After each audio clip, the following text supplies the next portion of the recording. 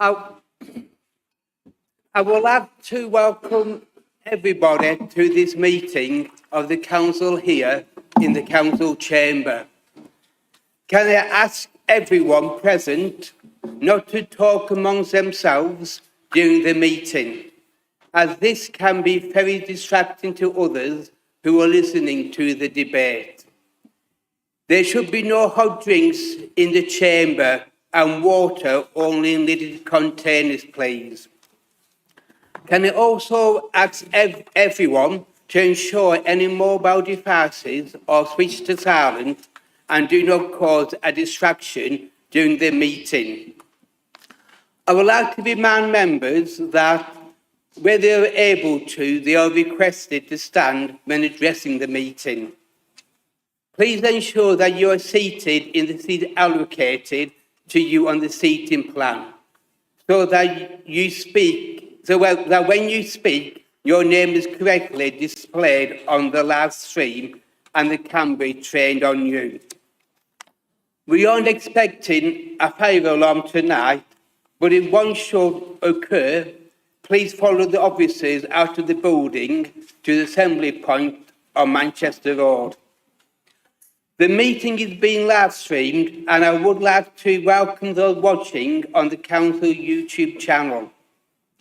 Please remember that viewers at home are not able to hear you speak if you do not use your microphone. Finally, let us all remember to treat members of the public, elected members and officers with respect throughout the meeting as set out in the Code of Conduct for members. Item 1, minutes of the meeting held on the 16th of July and the 9th of September 2025. I will move those minutes. Mr. Deputy Mayor, will you second those minutes? Thank you, Mr. Mayor. I do second the minutes. Thank you. All those in favour say aye. Those minutes are approved.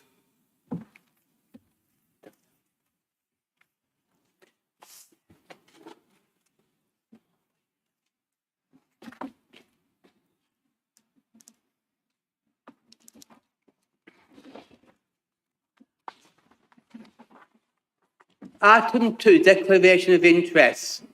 Members are reminded that all members have been granted a dispensation to enable them to participate in any discussions and thought on all meetings of the council relating to local government reorganisation. Are there any declarations of interest? Councillor Anwar. Thank you, Mr. Mayor. Just on item 12A and 12B, other non-prejudicial interests. Thank you. Councillor Lubna-Khan. Thank you, Mr. Mayor. Other non-prejudicial interests on 12A and 12B. Thank you. Any other declarations of interest? Item 3, made communication.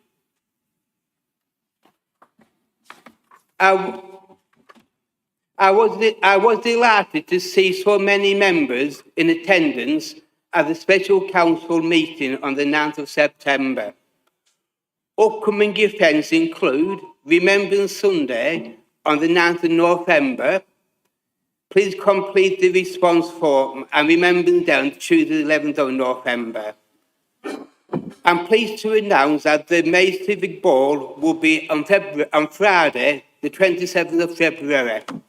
More details and tickets will be available soon. Item 4, public question time. None have been received, Mr. Mayor. Councillor Hurd.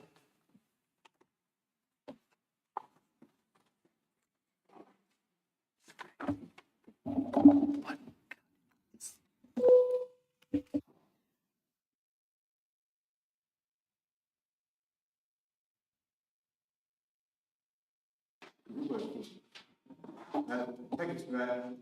I would like to move a motion without notice that the PR13C of the Constitution 12B and 13 until after item 5F and before item 6. The reason for doing so is that with such a long agenda, especially after the briefing prior to this meeting, some members may need to leave before the completion of tonight's business for disability reasons, health or welfare reasons, caring or parental responsibilities. They may have been working all day or rely on public transport and so on. And we have some important council business to discuss towards the end of the agenda, and every member should have the opportunity to take part in those discussions and decisions. Members can always ask questions around committees and strategic progress reports outside of the meeting if they are unable to stay until the meeting's completion. I would like to ask that members consider fellow councillors and their personal circumstances when you make your vote. You may be willing and able to stay here until late at night, but some members are not able to do so. Thank you.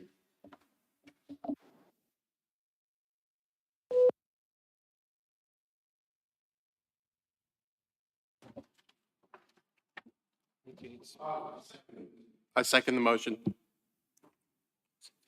All those in favour of the motion, please show. All those against?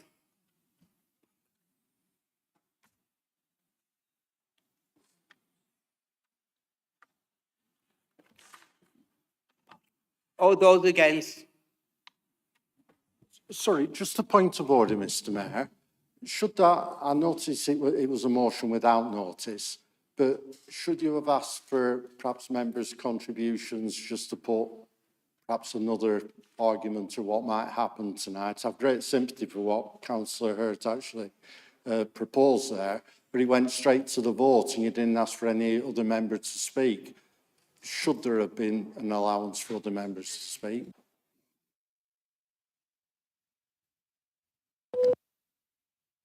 For any member. Councillor Townsend. Thank you, Mr. Mayor. I have a great deal of sympathy with what Councillor Hurt has just said there in terms of the length of tonight's agenda and what we might be faced with tonight. But rather than just, I don't know, randomly moving the agenda around, should we not just proceed with the proceedings up to the point where we get to the normal cut-off, which is around 9:30 for a standard meeting, and at that point we can then make a call on whether to proceed or not with the business that's left. I think otherwise, because I haven't had time to think, to be honest, I'm scurrying around the agenda to see which items is actually bringing forward and what might be moved down. So I think I would propose that we actually proceed as normal and make the decision at a later date, at a later time. Thank you.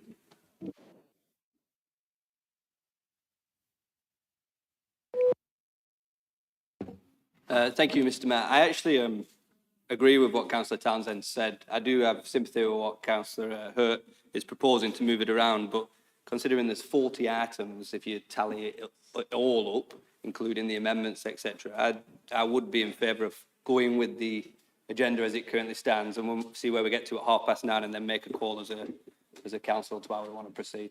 Thank you, Mr. Mayor.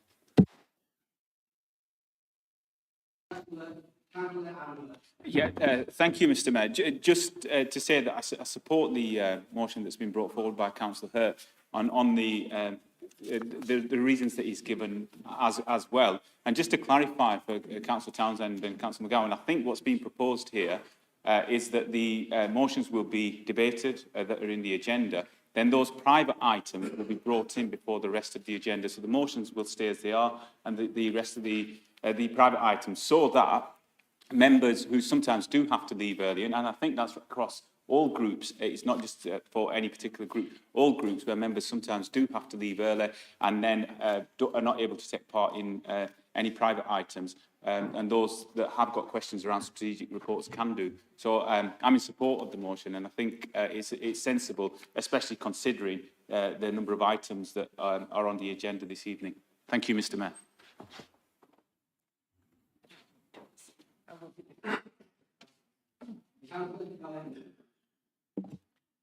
Thank you, Mr Mayor. Could we just confirm then, the items that we don't get to in tonight's meeting, at what stage will we be able to debate and look at those?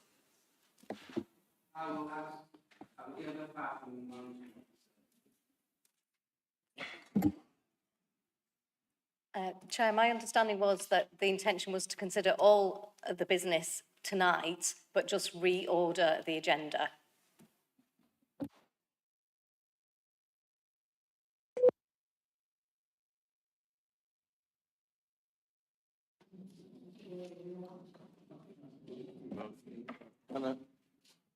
All those in favour of the motion, please show.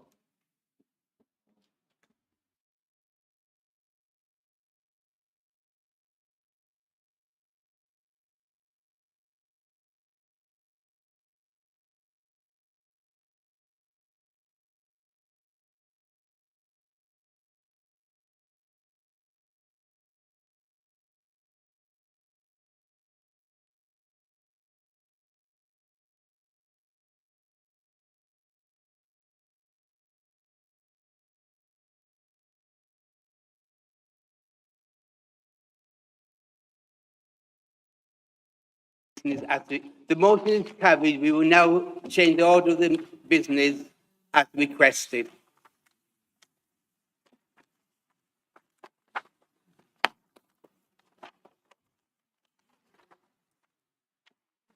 Still worth sticking to this one.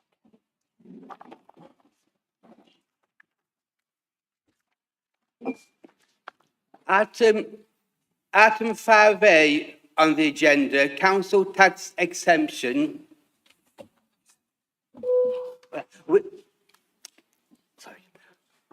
Item 5, motion to council. We have an extremely busy agenda this evening, with 6 motions, 15 public discussion items, standing items, and then 2 private discussion items and 1 private briefing item. With this in mind, once I consider that an item has been debated sufficiently, I'll move straight to the vote. Please be mindful of this when speaking, and please do your best not simply to repeat anything that we have already heard from members who have spoken earlier in any of the debates. Once a motion has been moved and seconded, members may speak once. They may then only speak again on an amendment. Is that clear? Item 5A, council tax exemptions for terminally ill, pages 15 to 16 in your agenda pack. Councillor Townsend, will you please move the motion in the main agenda pack? Thank you, Mr Mayor. What I want to do first is put on record, I think, our thanks to Marie Curie in terms of doing this great work that they've done into poverty and the link to terminally ill and people in the final stages of their life. I think it's highlighted some interesting statistics and what actually happens in the final years of life in terms of people moving from comfortable lives into poverty. And the fact that 28% of working age people who die through a terminal illness die in poverty, and 16% of pension age is, a real sad statistic that if we can, as a society, we should try and address. And what I think is admirable is the work of Manchester City Council in terms of working with Marie Curie and actually coming up with a means, not a silver bullet that resolves all financial pressures in the final year of life, but in terms of at least relieves some of the pressure. And it shows that individual councils can work within the parameters that they have got already and the legal powers to try and relieve some of those financial pressures. So I'm pleased to be able to bring this here tonight, highlighting the work of Marie Curie and Manchester Council, and I know that this is now of great interest to many other councils in terms of trying to relieve some of that pressure for the terminally ill in final year of life by giving a council tax exemption through that period. So I want to move this motion. I think at the moment, obviously, a lot of work needs to be done in the background, a lot of homework. It really asks the executive to discuss with Manchester Council in terms of how they've been able to do this, how they've been able to scale it so that they can basically budget for it. And we know that it's a bit more complex here as well, because we're in two-tier districts with fire authorities and police and crime commissioners, all with separate precepts, where Manchester's in a Met scenario. So I appreciate there are difficulties and challenges, but I think what we should say is that what is good enough for the terminally ill of Manchester has to be good enough for the terminally ill of Burnley. And that's why we should look to do everything we possibly can to try and help the terminally ill and their families and dependents and carers through those final really difficult stages of life. And if we can take at least one burden away from them, I think it's a real positive step. So I'm hoping that we can have unanimity around the council tonight in moving this forward, knowing that it is something within our scope of responsibility now that Manchester have led the way, that we could potentially deliver this for people who are really suffering within our town. Thank you, Mr. Mayor.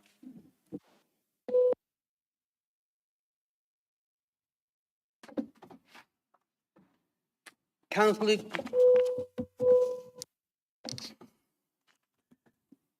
Graham, will you second the motion?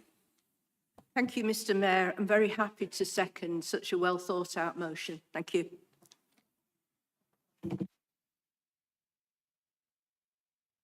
Any member? Councillor Harry Baker. Thank you, Mr. Mayor. I know I'll be shot down on this one, but I've already spoken to the Legal and Democracy Officer, but I believe that this, if accepted, would lead to the executive considering something that might make a difference to the budget, in monies received and not. And therefore, I've just lost the darn page on this super thing now. Bear with me 1 minute, I'm nearly there. I'm looking for the bit about motions in the councils. No, you can't help me with that one. Just bear with me a minute, ladies and gentlemen, I do apologise. Basically what it says is that any motion, thank you very much, you're a gem, as always. Any motion which is moved at a council meeting, is item 12 of the procedure, and which, if carried, would materially increase the expenditure or reduce the revenue of any service, which obviously this would, which is managed by the council, shall, when moved and seconded, stand referred to the executive without further discussion and considered at a further meeting of the council when the executive responds to the report from officers about the subject matter. Thank you, Mr. Mayor.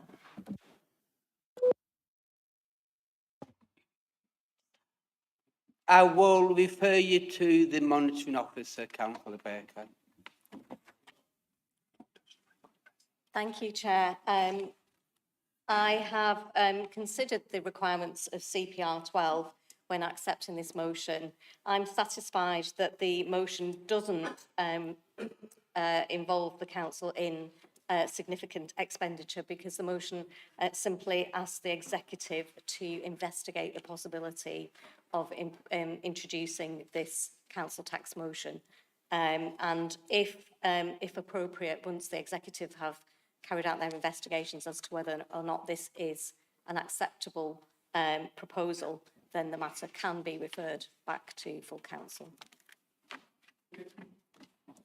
Any member? Councillor Anwar. Thank you, Mr Mayor. I thank Councillor Baker for his interjection there, and also for the officers for clarifying that what the motion is asking for is for the executive to investigate, and once that investigation comes back, then the executive would be required to make a decision. But just on the motion itself, I just want to say that I welcome the motion. I thank Councillor Townsend and Councillor Graham for bringing this forward. But the only thing that I would say is that I don't feel it goes far enough. And we will all know that we've been in this chamber on numerous occasions under a different government, and there are times where we've asked or put forward that actually there is a responsibility on government to play their part as well. And so I would like to move an amendment, and for those who are listening at home, I will read it out. Basically, what it's saying is that government has a responsibility as well, and all of the burden should not fall on local councils to be making that decision and making a discretionary decision at that point. So I will read that out for those members who are listening at home. And it will be point 5 at the end of the motion, which is that the council leader write to the Member of Parliament for Burnley and to the Secretary of State at MHCLG, urging that council tax exemption for the terminally ill, be adopted as national policy so that it's an automatic right for some of the most vulnerable, placing the financial burden on government rather than on individual councils as a discretionary option, which is already cash-strapped, operating under severe financial constraints and facing continued uncertainty over future funding. So I move that amendment, Mr Mayor. Is that amendment seconded? Very happy to second that amendment, Mr Mayor.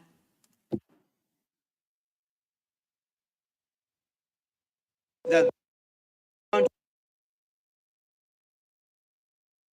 to the original motion. Yes, I am, Chairman.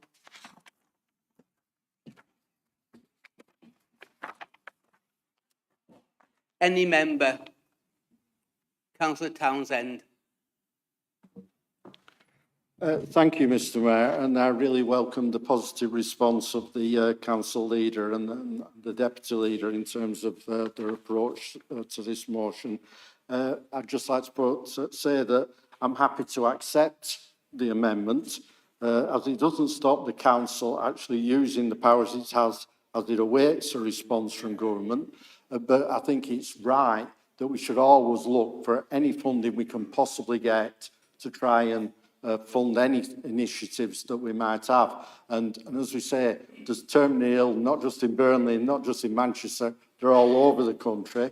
So it is something that I think national government should potentially have a look at, but it doesn't stop this council using its discretionary powers in the coming months or years as we work through this process. So happy to accept that amendment. I will just say that there's some terms at the end where it talks about cash-strapped, severe financial constraints, uncertainty regarding the future that I'm sure we'll come on to later on tonight's agenda through the medium-term financial strategy.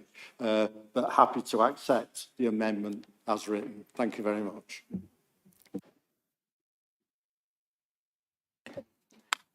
Councillor Graham, do you accept the changes, the amendment? Thank you, Mr Mayor. Yes, I'm happy to accept it too.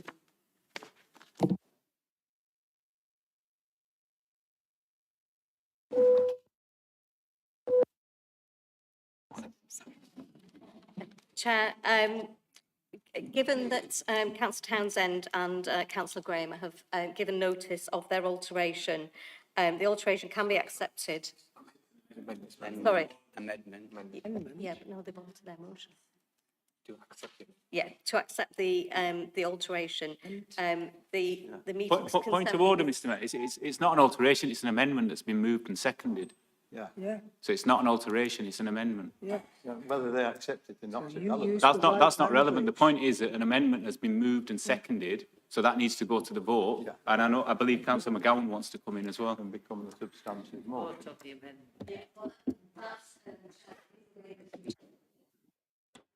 Point of order, Mr Mayor. I would prefer it's done that way. It's done as an amendment. Yeah. Thank you.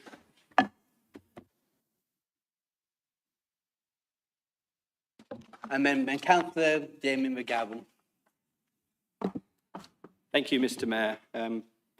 But when someone receives a terminal diagnosis, the last thing they need to be doing is worrying about their finances. And it's why I fully support Burnley Council taking the steps needed to waive a council tax for someone told they have months to live. I do think that the amendment that the council leaders put forward is sensible in the sense that it adds in the extra request to try and make this a national policy. But I think Councillor Townsend has good motivations for bringing this to Burnley Council. Like he says, there is multiple councils with LCC involved as well, and then also the Police and Crime Commissioner and the Fire Authority. So if we could get it on a national level, that's even better, and presumably why it's accepted. So the Conservative Group will be supporting the Council Leaders' Amendment. Thank you, Mr Mayor. Councillor Hosker. Thank you, Mr Mayor. Yeah, what Councillor Townsend makes a good point, and the motion vote before this council tonight is a good idea.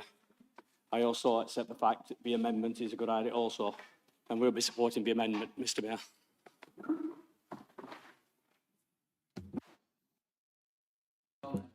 Yeah, the Greens will also be supporting everything that's been said. Thank you.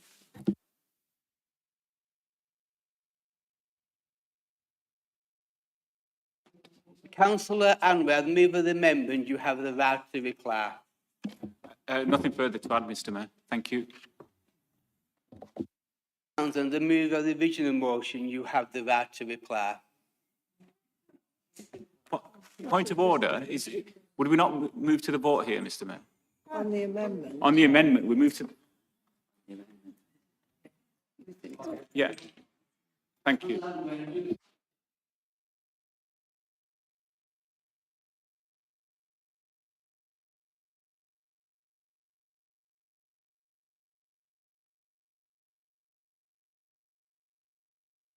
Confusion. We have officers, yes, carry on, and we have other officers at the moment who are saying, no, we shouldn't be doing so. If we can just take 30 seconds or so just to clear it up, and then we all know what we're voting on. Thank you, Mr Mayor.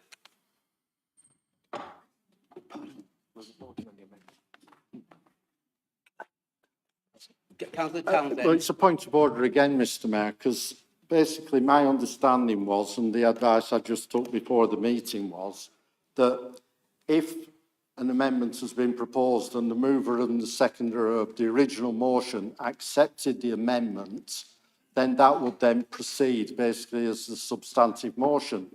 So, and that seems to have been common practice since I've been on this council, to be honest.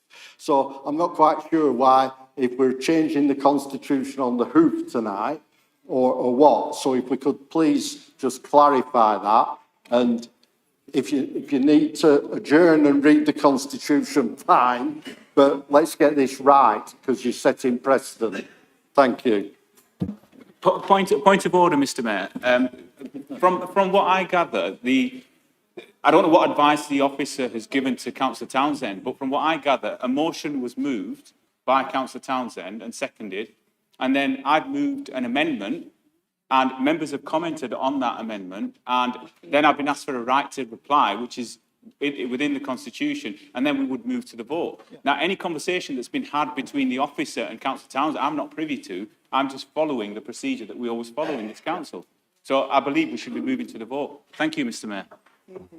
Point of order, Mr Mayor. Sorry, I know, but basically the conversation, the debate that went on after we'd accepted the amendment, that all went on after we'd accepted it. If it had gone on before, then I could understand, but basically we'd accepted it as the substantive point of order, Councillor Anwan, Councillor It was never moved as an alteration. It was never ever moved as an alteration. If it had been accepted as an alteration, I can understand. It was always an amendment that was moved, Mr Mayor. Yeah, Councillor, before I bring you in, Councillor Baker. Sorry. Referring to Councillor Townsend, Councillor Anwar and Councillor Harbour, I will now bring in the legal officer. Thank you, Chair. I do believe that the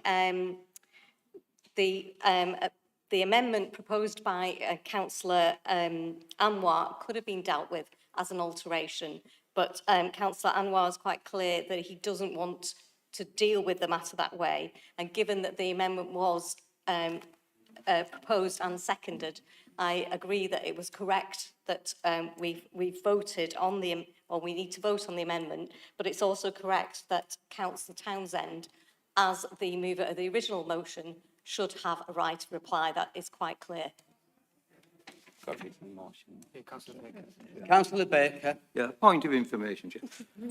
If the original motion, as described by Councillor Townsend, had been proposed together with, oh, and by the way, there is an amendment to it that has been an alteration to it that we are agreeable to, then that would have been fine.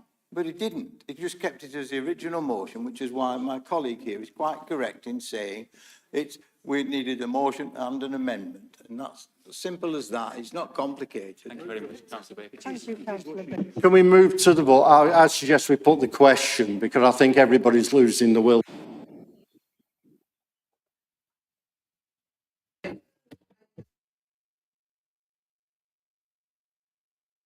The amendment, please show. Anyone against, please show. Any abstentions? That becomes a substantive motion. Now that becomes a substantive motion. Any member on the substantive? Any member on the substantive motion. So all those in favour, Councillor Townsend, you have advised to reply on the substantive motion. Nothing to add, Mr. Mayor. Substantive motion. All those in favour of the substantive motion, please show.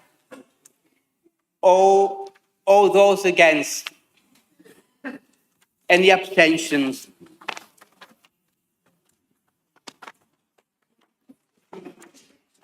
Item 5B on the agenda.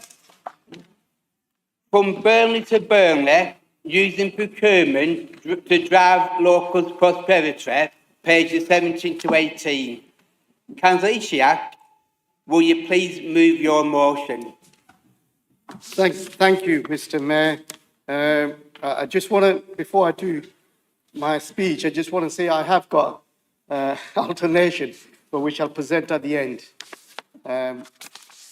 Thank you, Mr. Mayor and colleagues. I rise to present a motion that builds on Burnley's strengths and puts forward a simple idea that public money spent by this council should deliver the greatest possible benefit for people of Burnley. We already have a lot to be proud of.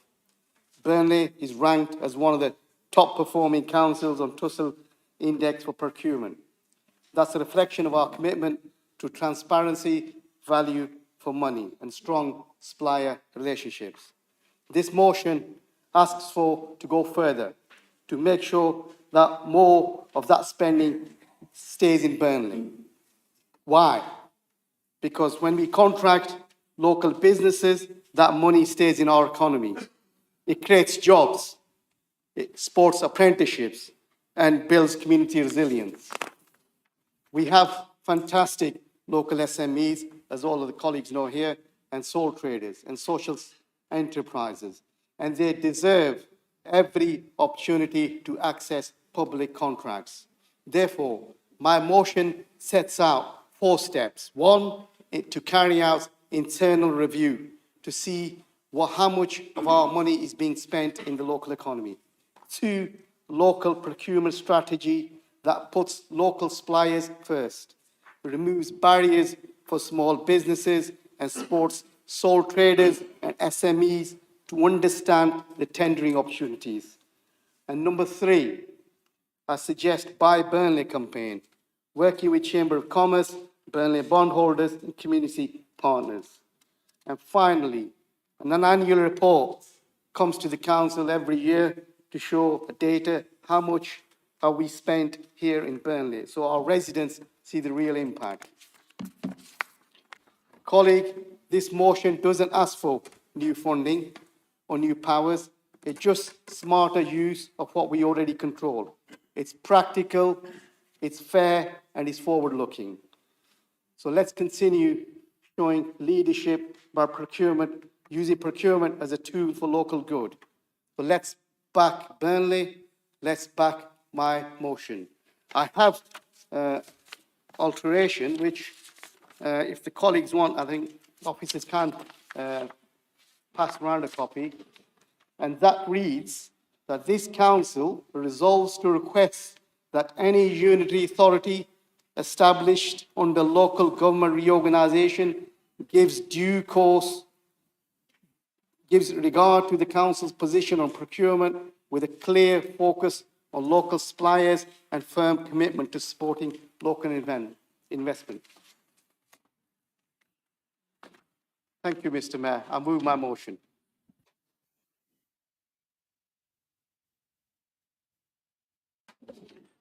Councillor Hussain, will you second the motion as altered? Thank you, Mr. Mayor. And I'm pleased to do that. And I just want to say a couple of words. Burnley has a proud record of supporting local businesses, tradespeople and community organisations through procurement.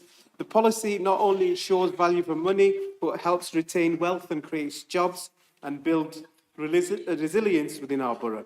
Even in the future, Burnley moves into a new authority structure. The principle remains the same. We should always promote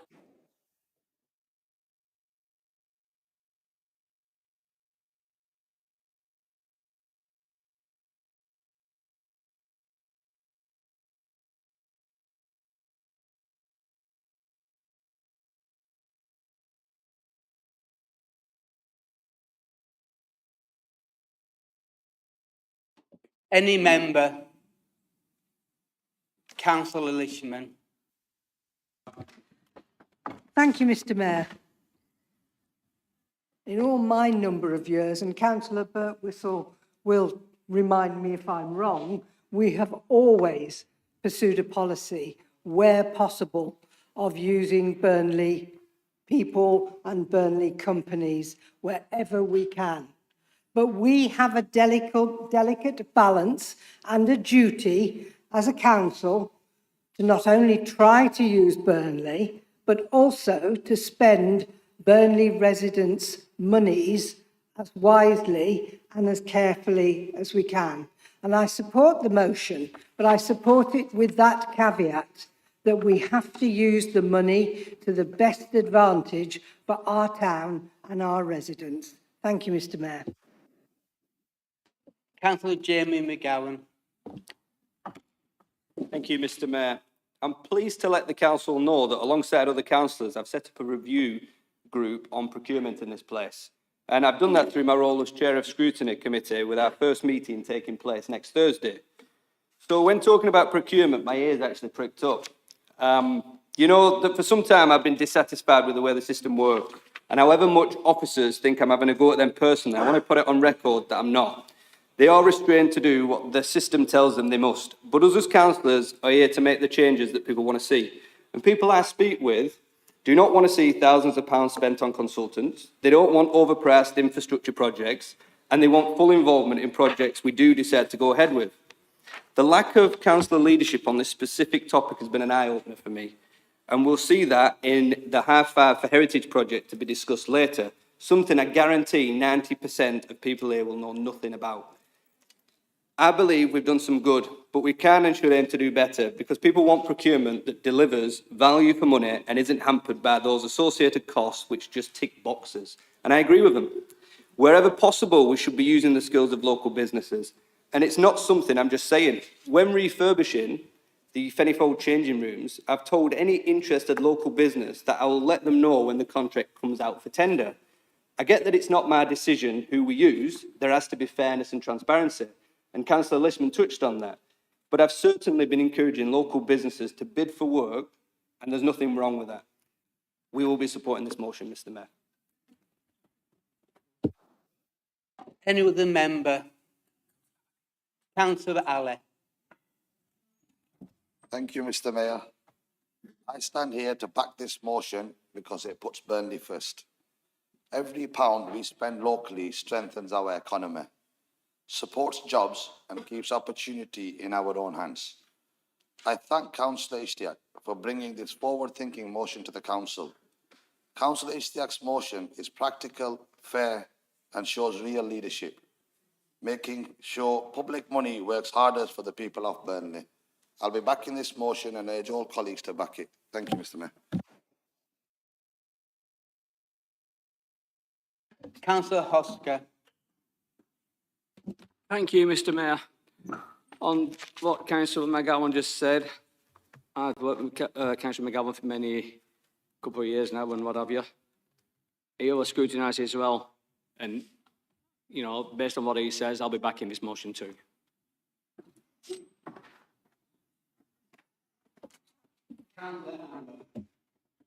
Thank you, Mr Mayor. I just wanted to say a couple of words on, I welcome the motion, but I think, and I also welcome what Councillor McGowan is saying around, obviously, his role in scrutiny. And Councillor Oscar is right, he does scrutinise everything. He's the best scrutiny chair we've had since Councillor Barton. The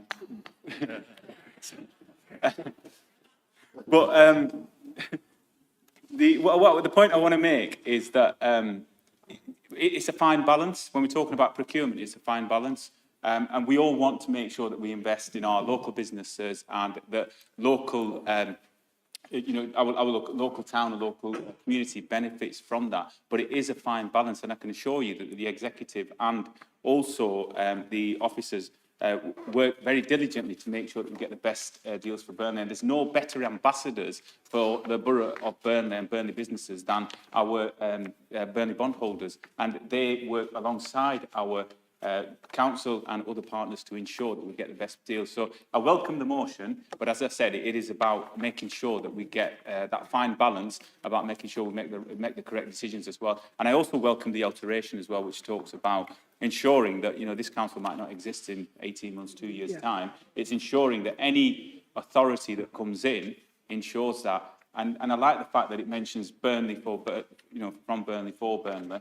And the fact that, later on we might be talking about a Blackburn takeover. And I think what we need to do is ensure we keep everything as much as we can here centred in Burnley. Thank you, Mr Mayor. Councillor Ishaq, you have the right to reply. That's fine, thank you. I thank colleagues who've stood up and supported the motion. Thank you. We will now move to the fourth. All those in favour, please show.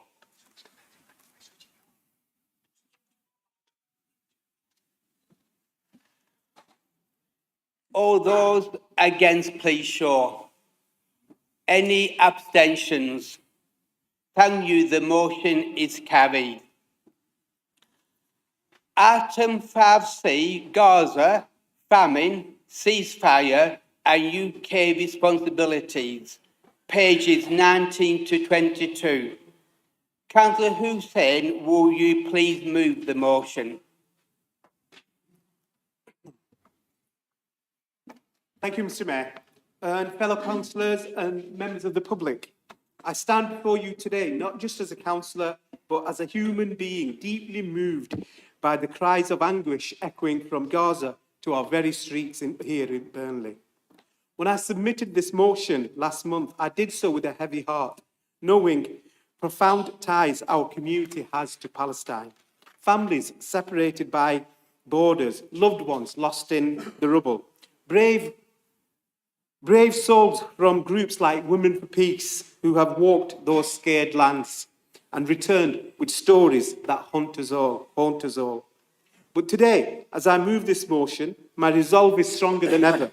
Fueled by voices of our residents who have come to me in tears, pleading, we cannot remain silent while genocide unfolds before our eyes. They are right. Silence in the face of horror is not neutrality, it's complicity.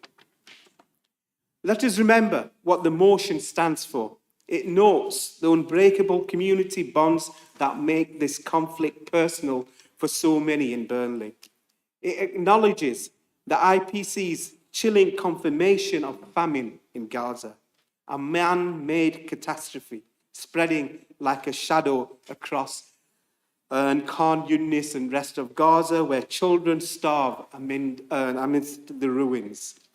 It highlights the ceasefire proposal yet met with continued bombardment from Israel, even bombing the place where ceasefire talks were taking place, further prolonging a nightmare that has claimed countless innocent lives. We cannot ignore strikes on hospitals, the deaths of health workers and journalists, like the heartbreaking attack on Nasser Hospital just weeks ago, that have drawn rightful condemnation from the world. And yes, we must confront the grave concerns of international law. The ICG's provisional measures demanding prevention of genocide and flow of aid, warnings from the UN experts of unfolding genocide. But since submitting this motion, the world has shifted in ways that demands our attention. The United Nations itself has labelled horrors in Palestine as genocide, a stark, undeniable undeniable recognition that echoes the International Association of Genocide Scholars resolution from the 1st of September, where 86% of experts affirmed that Israel's action meet the legal definition under 1948 Genocide Convention. This is not an exaggeration. It's a judgment of global conscience, a call to action that we as a council must heed. Moreover, in a tide of moral awakening, nations are stepping forward to recognise Palestinian statehood. The UK, France, and others have joined this chorus, confirming the right of Palestinians and self-determination and dignity. These developments underscore the time for half measures is over. The world is watching. History will judge us by our response. But let me be clear, my friends. This is not about taking sides in a conflict fueled by extremism on both sides. Those who launch rockets indiscriminately and those who respond with disproportionate show of force are the true enemies of peace. They thrive on division, on a cycle of vengeance that traps innocence in its grips. Hamas' barbaric attacks on October the 7th are indefensible, shattering lives and igniting this current inferno. Yet, the relentless bombardment, the blockade of aid, and the weaponizing of aid is causing famine. And these are two acts of terror that rob children of their futures and families of their hopes. How many more mothers must bury their babies? How many more fathers must watch their homes crumble? Pain is universal, and the grief shared is across all faiths and borders. It breaks my heart to think of hostages still held and their families in agony. Just as it shatters me to imagine starving child in Gaza, eyes hollow in despair. Councillor Hussain, can you try to wrap up your motion, please? I will do, Mr. Mayor, but I feel this is an important motion. I'm sorry if my emotion has got the better of me. I won't be long. I've just got half a page. This motion, I believe is the sanctity of civil life in upholding international law without exception. It calls on us to stand with our affected residents to demand the UK government to act. Suspending arms export, halting contracts with companies like Elabit, which have been implicated in these violations, pushing for a permanent ceasefire, freeing the hostages, getting food and aid into Gaza. It also tells us to write to our leaders to amplify this to the local government association and for this to become transparent in our community. As I summarise, I asked my fellow councillors, in Burnley, we pride ourselves on compassion and cohesion. Let us not betray that today. Support this motion. Let our voices rise for peace, for justice, for an end to suffering. Because if we remain silent now, what we will tell our children when they ask when we did nothing. Thank you. With that, I move this motion and reserve the right to respond. Councillor Ali, will you second the motion? Thank you, Mr. Mayor. I am proud to second this motion about Gaza, where the UN warns of famine. Recently, in this month in September, the United Nations Independent International Commission of Inquiry concluded in a report that Israel is committing genocide against Palestinians in Gaza. This crisis is not far away.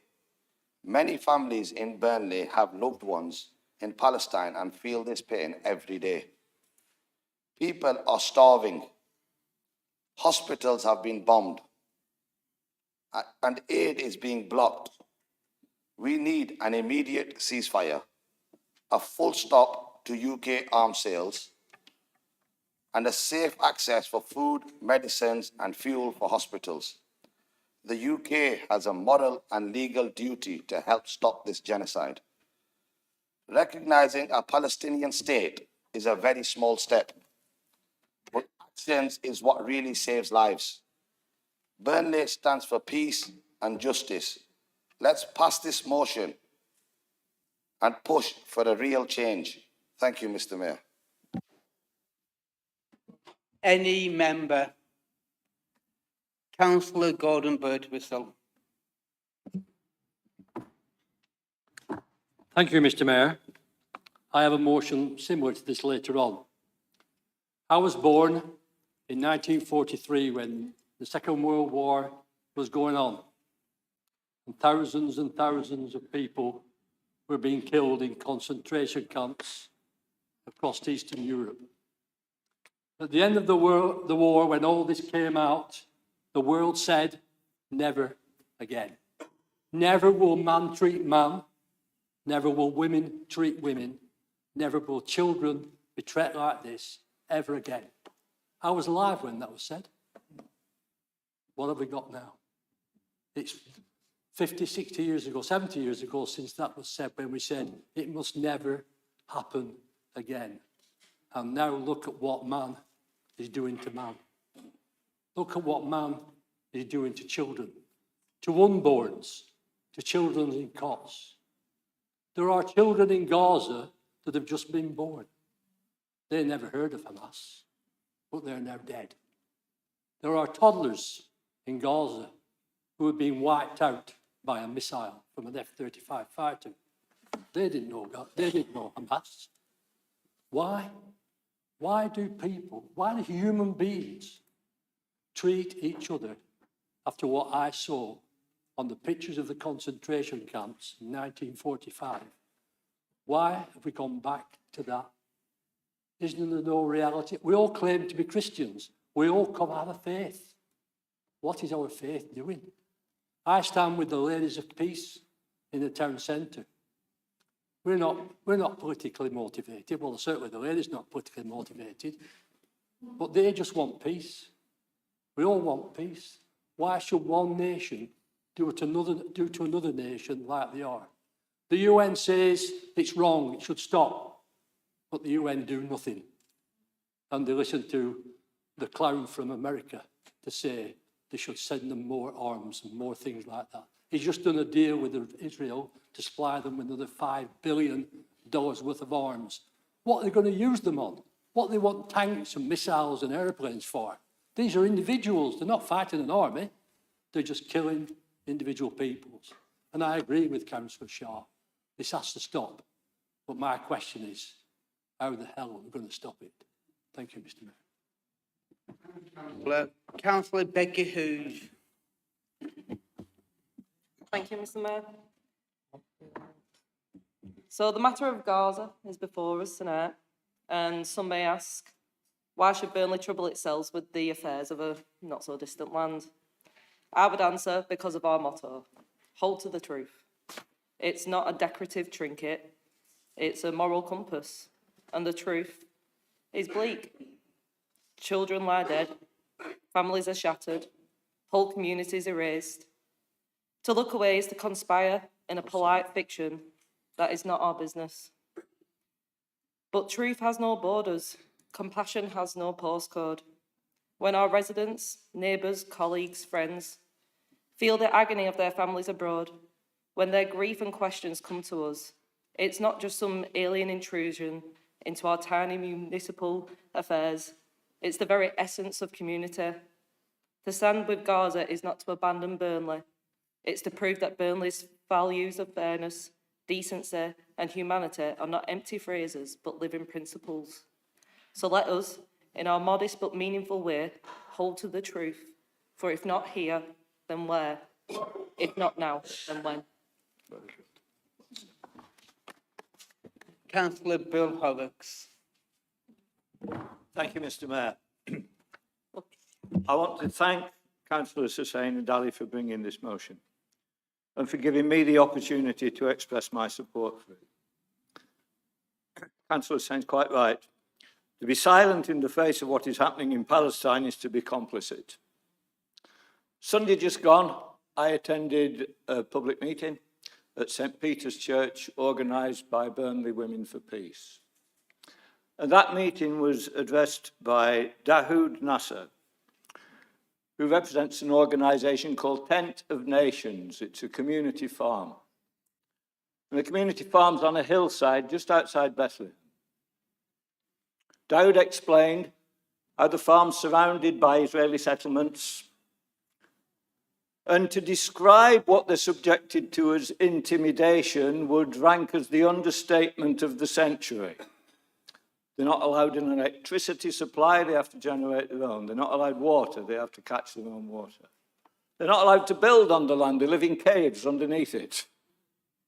The roads are blocked so that people can't get out or in if they need medical attention, for instance.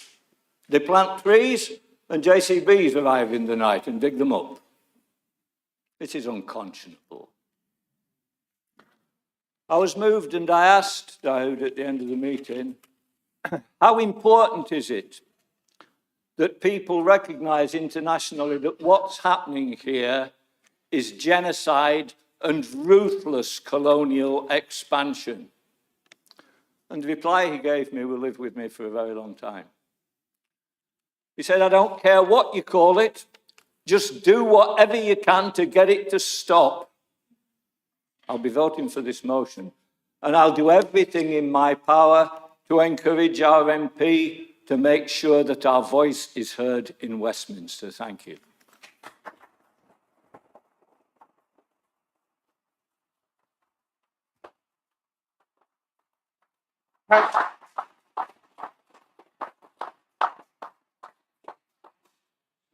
Councillor Anwar. Thank you, Mr. Mayor. First of all, I'd just like to thank Councillor Sharton and Councillor Ali for bringing this motion forward. We have discussed this issue a number of times in this chamber, and a couple of years ago when it was brought, especially when what we're seeing in Gaza when it all began. Now, I just want to draw people's attention to a couple of points that have been made, and I think the first one is around one of the last acts of David Lammy before he lost his position as a Foreign Secretary in the reshuffle. The last act that he did was he denied that there was a genocide taking place. That was his last act. He denied there was a genocide taking place in Gaza. A few days later, the UN come out and said that there is, in fact, a genocide taking place in Gaza. And I was at the same meeting that Councillor Horrocks speaks about, and we're hearing a lot about this recognition of the state of Palestine, and it's been spoken of as if it's a reward. It's not a reward, it's the right of the Palestinian people to have their own homeland. And the recognition comes 75 years too late.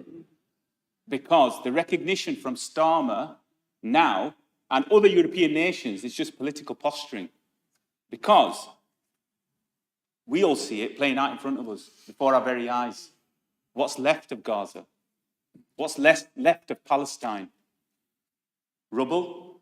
And even in the West Bank, what we're seeing, and it's there right before us. But our governments and governments before them choose to ignore what is going on. So the recognition now is, it doesn't make any sense. Because the other side of it is, not only do they not recognise the genocide, which they refuse to do, refuse to recognise there's a genocide taking place, but at the same time, they're selling arms. Still selling arms.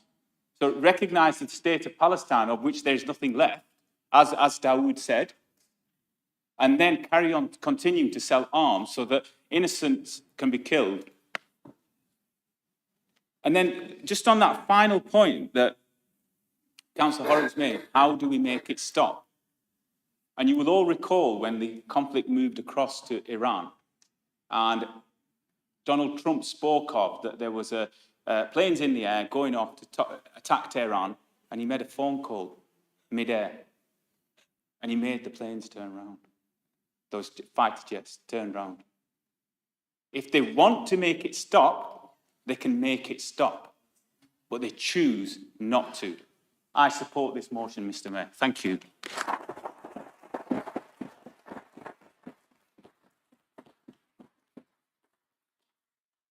Councillor Lubna Khan.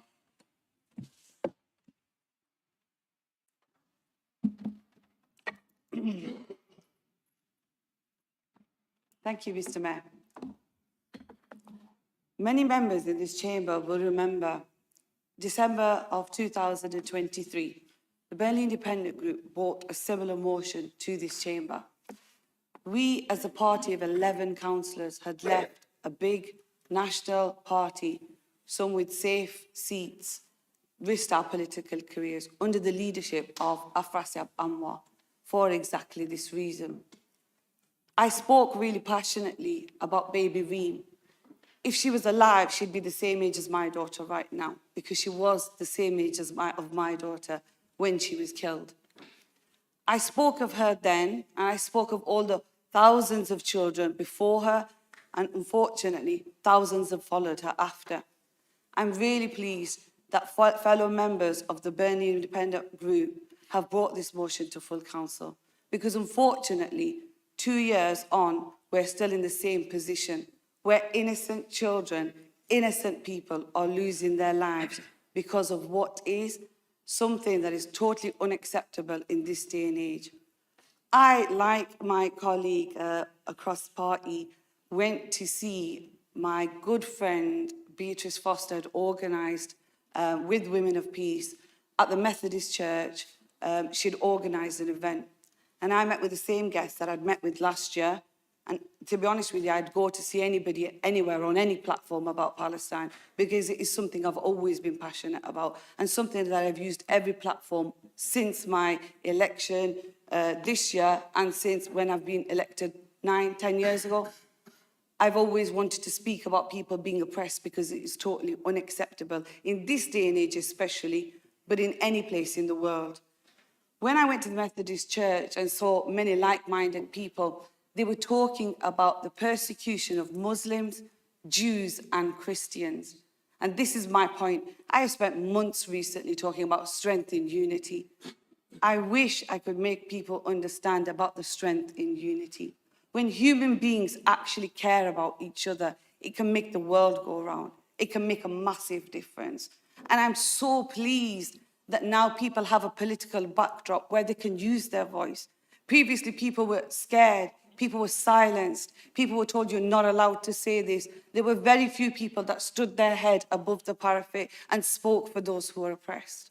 And I congratulate each and every one of the councillors in this chamber for using their voice for what is right.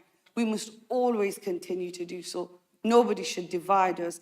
And to quote the leader of the Burnley Independent Party, when he left the Labour Party 2 years ago, he said, every human life matters. That still is relevant today. It was relevant then.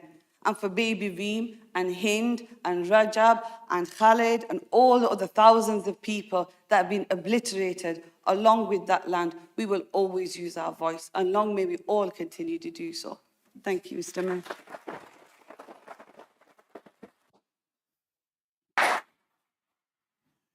Councillor Ishiak. Thank you, Mr. Mayor. I thank all the colleagues that spoke very passionately about this. What I want to add is that I've been in this council chamber for a number of years, and not pointing to any single colleague here, but often when international issues or conflicts come up, and some of the colleagues would say, what's it got to do with Burnley? You know, let's talk about Burnley, because we're here for Burnley. I understand that, I get that, but this is unfolding before our children are watching, our families are watching. We can't not watch it. You can go anywhere and you'll see in front of you. And famine, as you know, grips Gaza. Genocide is unfolding in front of the world's eyes. Children are starving. Hospitals are bombed. And aid is blocked. And we all know, everybody in here, that Burnley has always stood with oppressed. Yeah?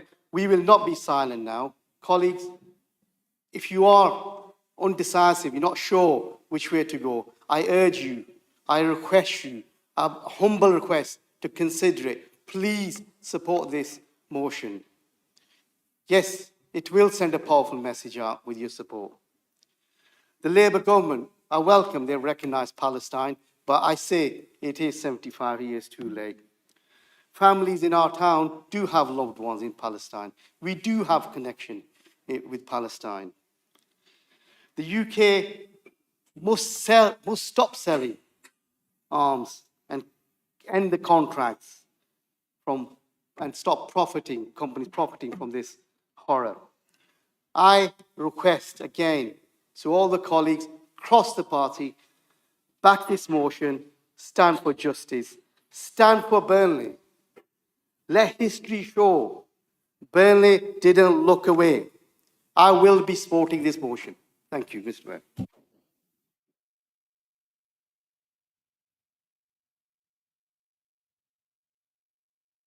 Councillor Long.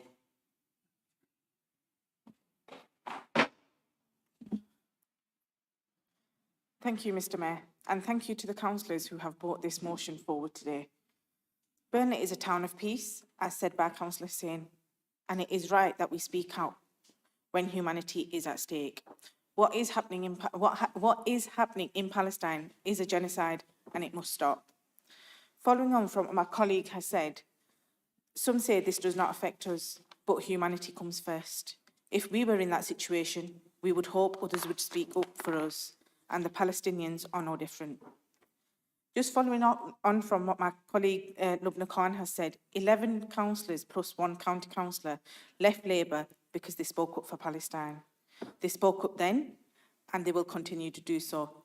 Everyone has the right to live freely, safely and happily, no matter where they are in the world. Members, because of the long agenda, I'm going to be making this contribution, the last one. Councillor Casimir. Thank you so much. I just wanted to thank Councillor Charles for bringing this fundamental and key motion out here into the community and into our council voice chambers. I am honoured and privileged to hear these beautiful presentations and delivery. I don't think I can say anything more or can add anything to what has already been said, because it's such an emotional aspect and topic. But I would like to say that the main key messages that come out from this is the fact that we need to stand for justice, peace and humanity. And we also need to embed that within our communities. I would also like to reiterate what Councillor Lubna has stated, that when this initial catastrophe took place, we as the Burnley Independent Group stood up and we presented our views and opinions, and nothing has changed from today. But thank you so much for your time.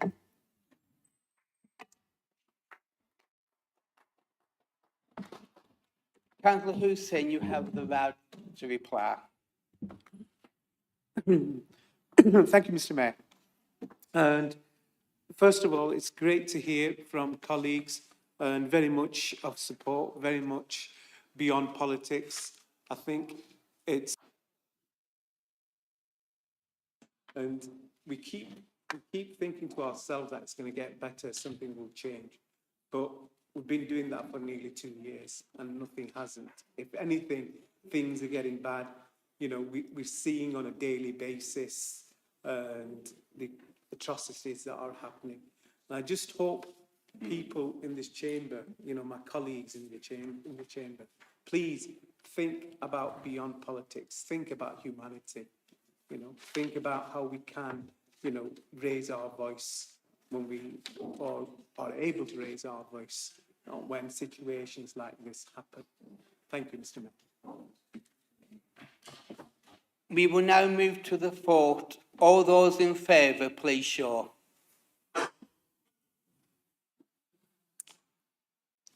All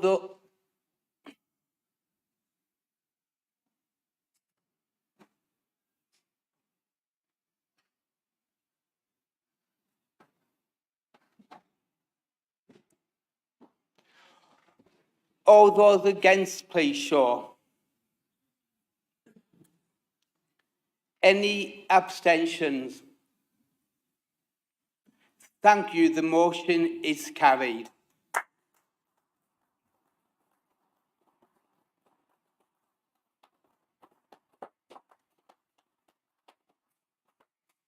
Item 5D, Local Government Reorganisation, LGR, pages 23 to 24. Members will be aware that an amendment has been published today in the third supplementary agenda. The monitoring officer has already said that she is satisfied that the amendment is relevant to the original motion.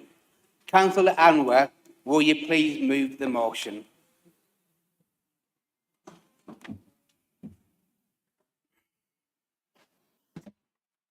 Thank you, Mr. Mayor. I'd just like to wait a second while.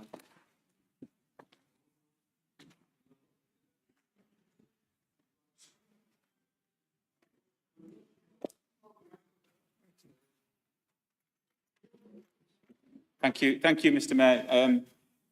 I take this opportunity to move this motion and just say a few words as well. I think all members will by now be aware of the fact that, you know, the government has mandated that local government reorganisation will take place across Lancashire, and there are various different models that are being proposed. But the purpose of this motion is actually just to get clarity from our colleagues about where they stand, because we passed a resolution here within this chamber to say that we as a council opposed any unitary authority that includes Burnley with Blackburn. Now, the motion itself that I'm moving references an article from 2019 from the then leader of the council who was speaking about his support for a East Lancashire Pennine authority, which included Burnley with Blackburn. Then, a number of months ago, the MP for Burnley came out and shared with the public his views on what should happen around local government reorganisation. Again, a map that he shared that he was supporting a model that showed Burnley with Blackburn.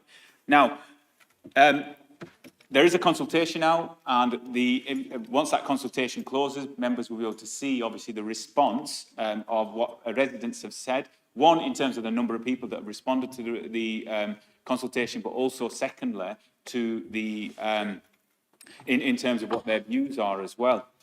But what I'm asking, simply as part of this, is that I put out a petition because I wanted to hear people's views on what they think about Burnley being joined with Blackburn. Now, the people from Burnley and Blackburn have supported that petition.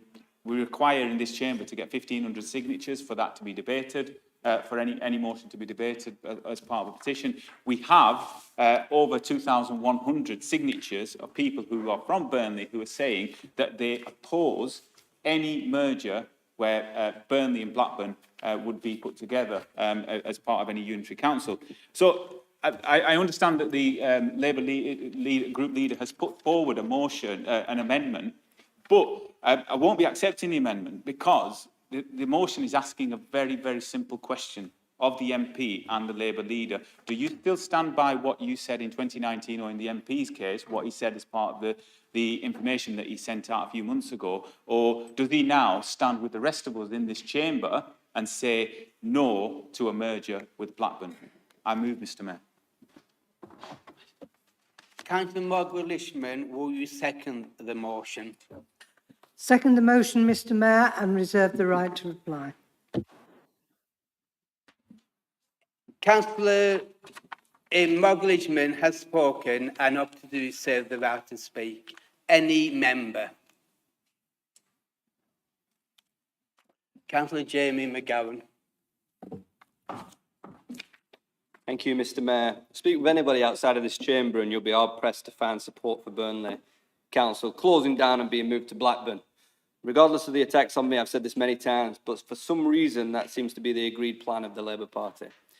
There's a really poor survey doing the rounds at the minute asking for views, and I say poor because it doesn't even ask for an opinion on any of the proposals being put forward to replace this place, let alone whether we want it. People aren't getting the say on it, and it's wrong. To be fair to our council leader, he has put forward a plan which stops us merging with Blackburn. And even if I highly doubt the plan will succeed in the end, I'm encouraged to see so many people signing the petition to stop any merger. First it was the A&E, now it's the council. Labour are pushing on, but the people should have the final say. Thank you, Mr. Mayor. Councillor Hosker. Thank you, Mr. Mayor. Yeah, the people I serve in Aptonworth Park, Padiham, the ones in Burnley I've all spoke to, be all dead against Burnley going in with Blackburn. Against it with hatred, and that's putting it mildly. I think if you force Burnley to go in with Blackburn, I think you're asking for issues. I think it'll start issues, and I think it'll cause unrest. We're just not happy with it. We're being told, and even when Reform offered at counter to an independent survey, send a survey out to everybody. The Labour Party turn and say, well, whatever happens in that survey, it doesn't matter. You'll still be going in. Now, to be told that, and end of the day, people like us, members in here, you were voted on in the same as I am to serve. The MPs, although they do forget it, they're voted on to serve. It's shocking. They're just not listening, whatever you tell them at MP level. They're just not listening to the public or put them in. It's like they're all out for themselves. And then when you go door knocking, when your elections come up, you get backlash of it because they can't listen. So I hope MP for Burnley does decide to listen, and if you don't want to listen, jog on back to Manchester. Thanks,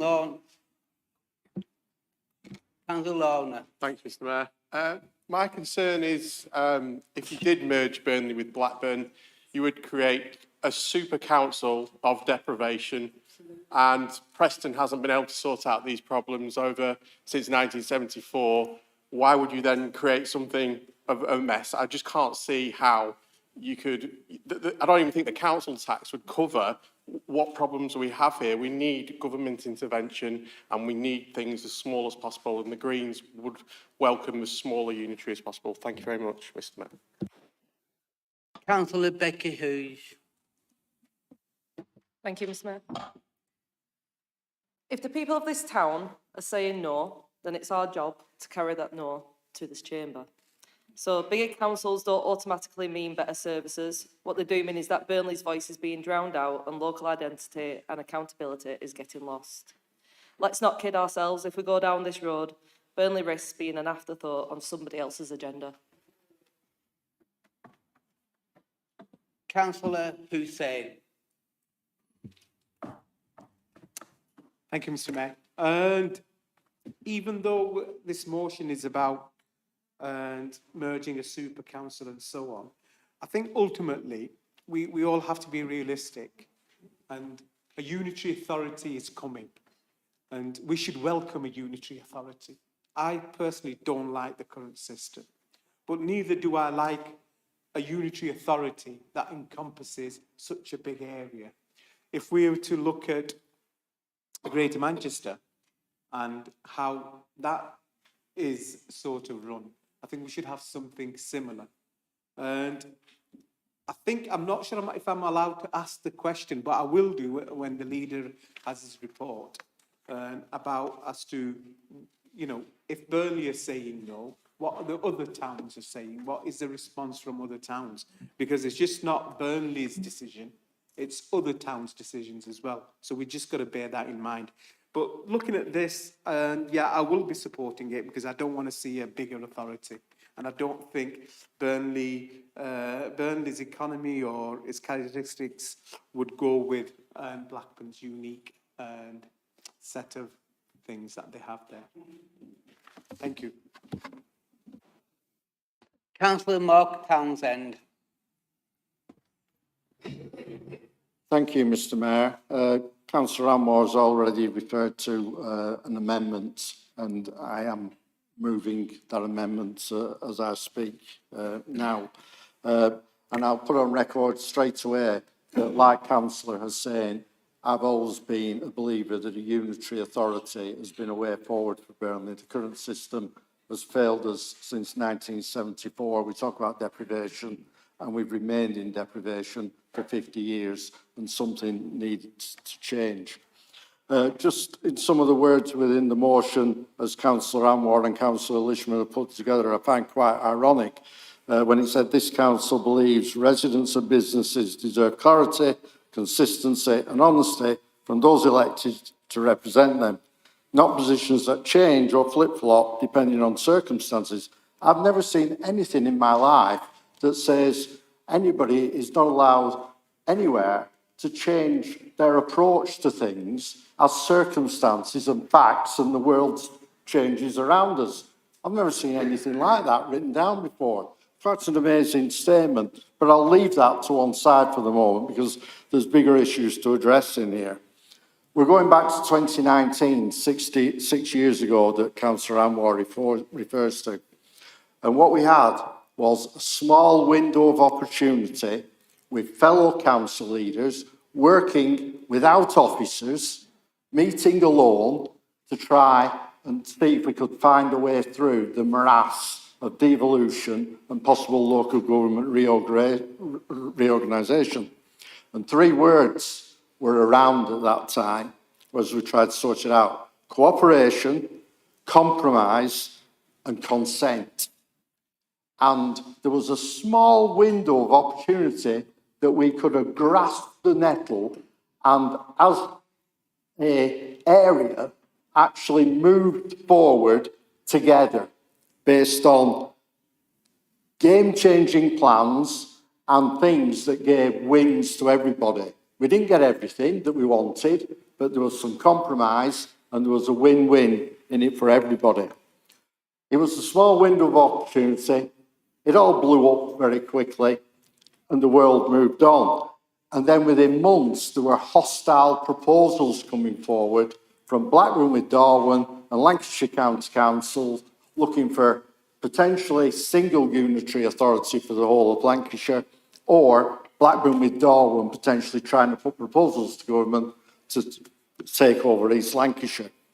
Now, at that point, and the bit you've missed in 2019, which I don't blame you for because you're politicians, I put an amendment to a motion in this council in 2019, December, that said we will resist anywhere that basically puts Blackburn with Darwen or Preston taking powers or finances or control over Blackburn with Burnley. Now, I know you thought you were doing something new in 2020, earlier this year, when you said we're against the Blackburn takeover or the Preston takeover or whatever we were talking about.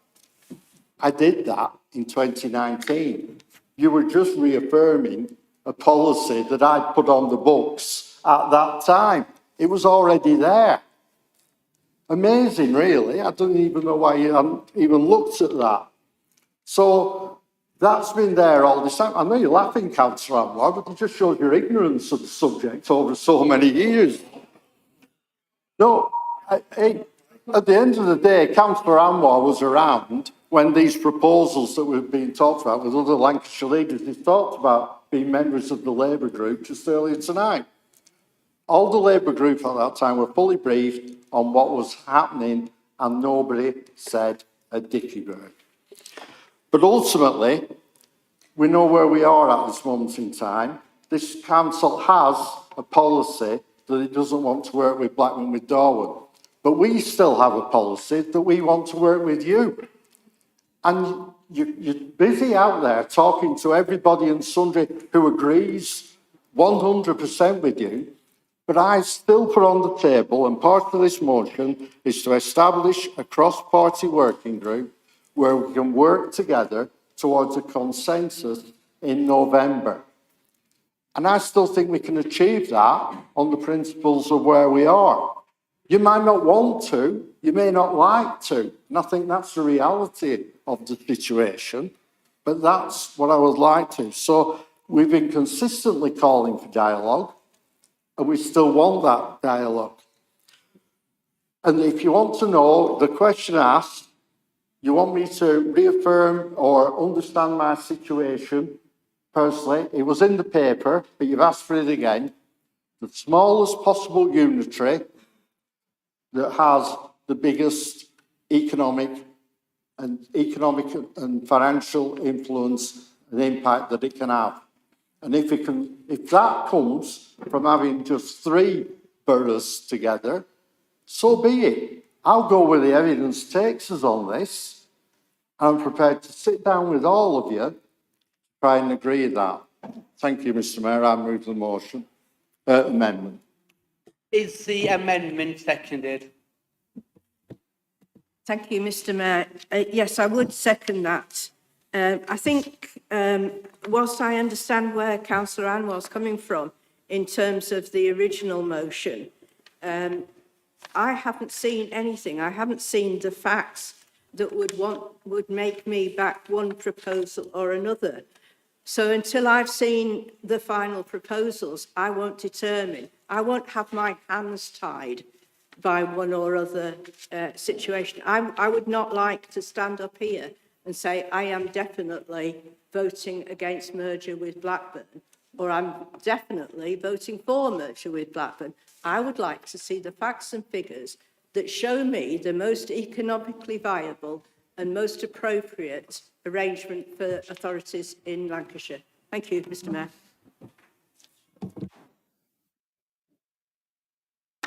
Does any member wish to speak on the amendment?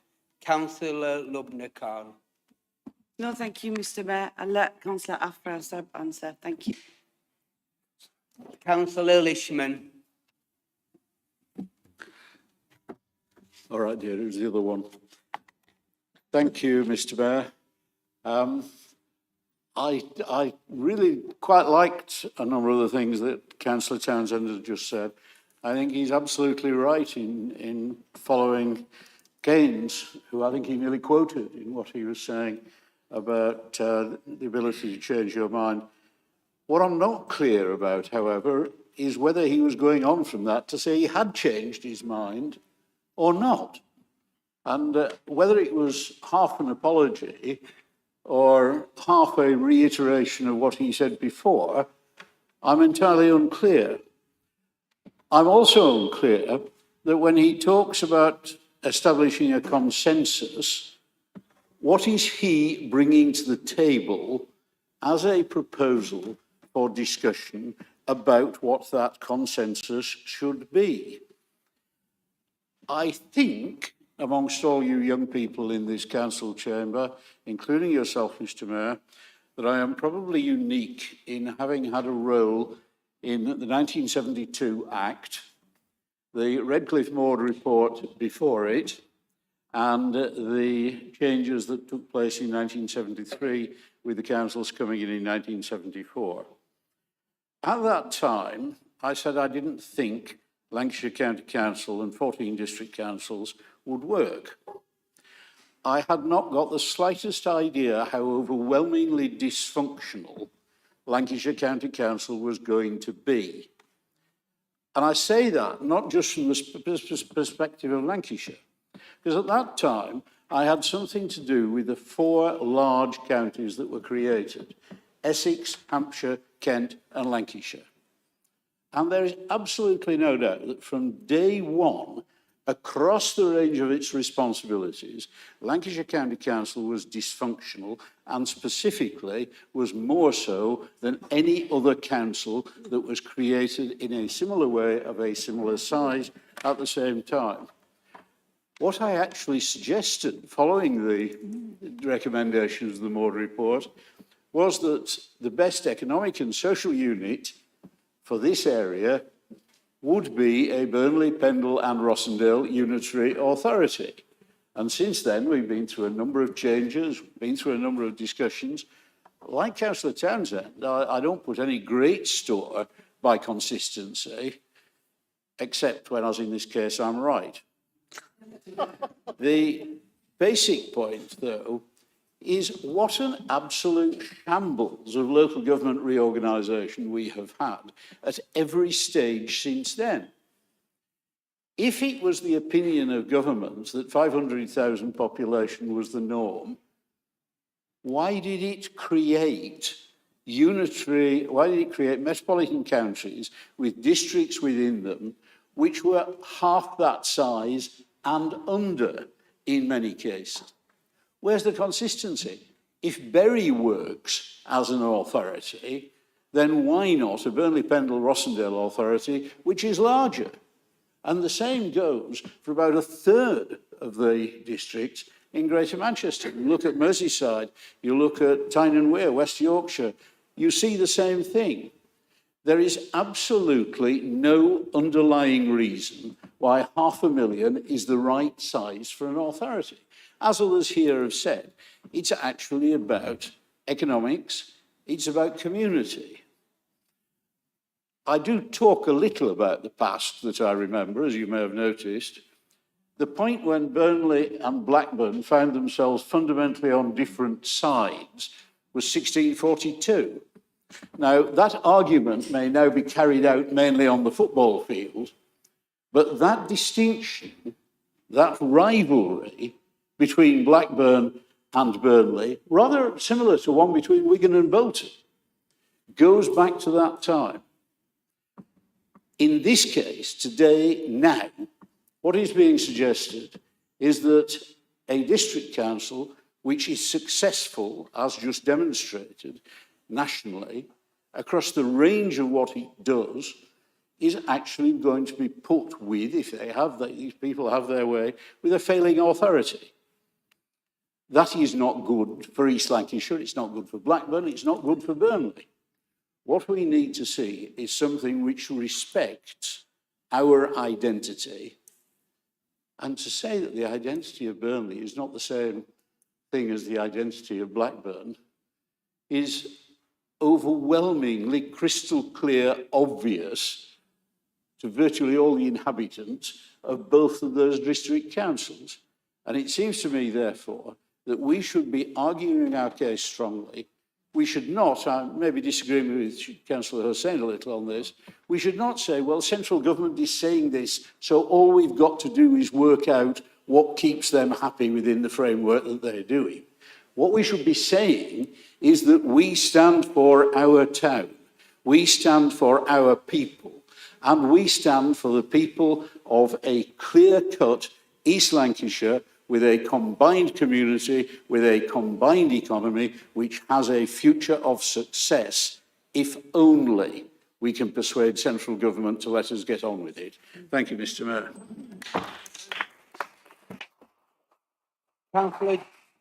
Councillor Jamie McGowan. Thank you, Mr. Mayor. I've listened intently to what Councillor Lishman has just spoken about, and he obviously comes to the table with a lot of wisdom and old age with the 1972 reference. But in all seriousness, it is welcome to actually have a proper debate in this council chamber about local government. reorganisation. I was surprised to hear Councillor Graham mention that she's not quite sure which side she will go on, depending on whether we go in with Blackburn or whether we're not, in terms of her own support. I think what it comes back down to with me is, you know, we can all take positions, but we're here to represent people.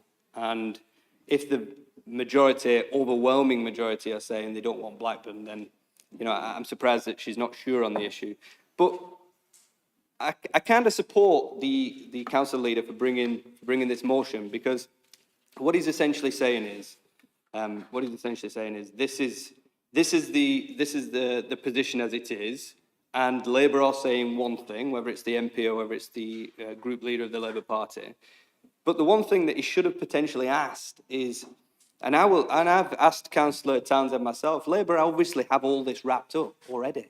It would just be good if Councillor Townsend would tell us what the options actually are going to be, because it's like an open secret across Lancashire that we know what the unitaries are going to be, we know how many there are going to be, and one thing for certain, we know that Burnley is going to be merged in with Blackburn.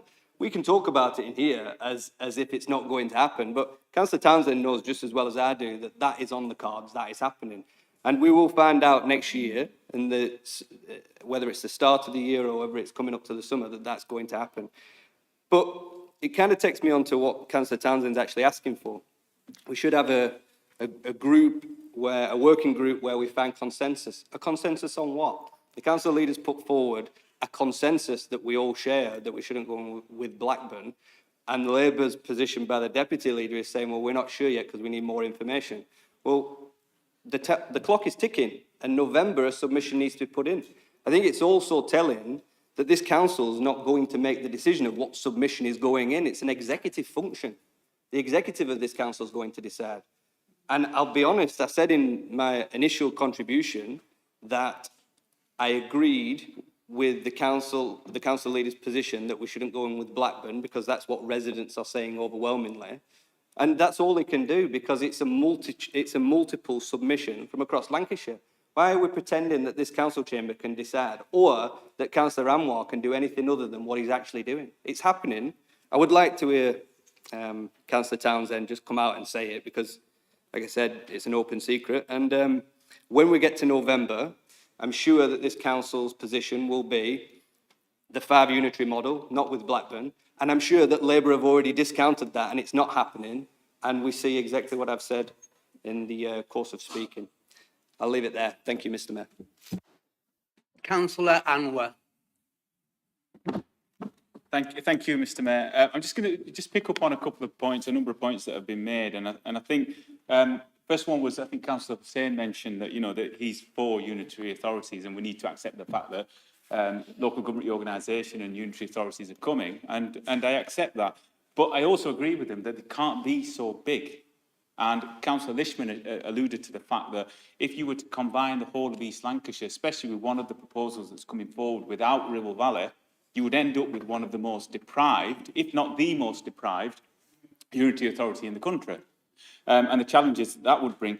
In November, when this paper, we get the results of the consultation, the survey that's taken place, we'll get all of that information in November, and we can have a lengthy discussion at November's meeting about, obviously, what all of that means. And we can talk about how, actually, if merging with Blackburn is a good idea, and again, somebody mentioned the hospital. You only need to look at the hospital, moving that to Blackburn, whether that was a good idea or not.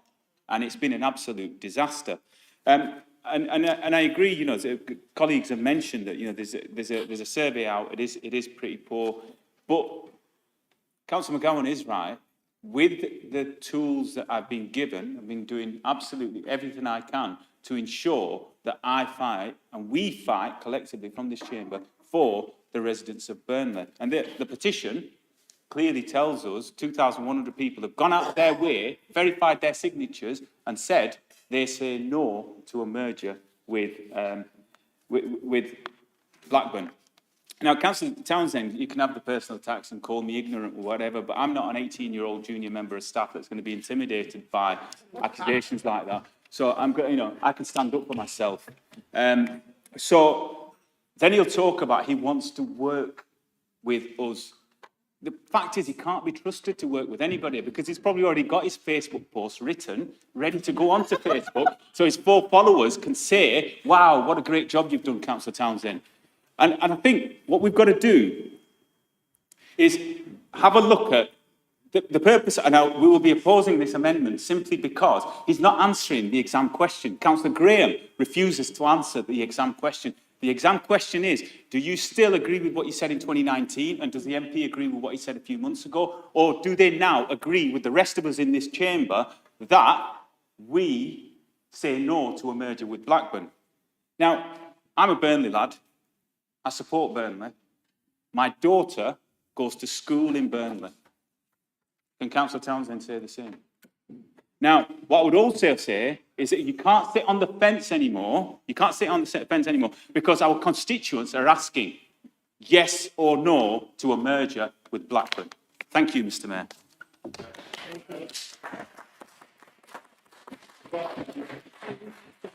Members, I don't want to kill debate, but the next councillor, Councillor Graham, will be the last person to speak on the amendment due to the nature of the agenda.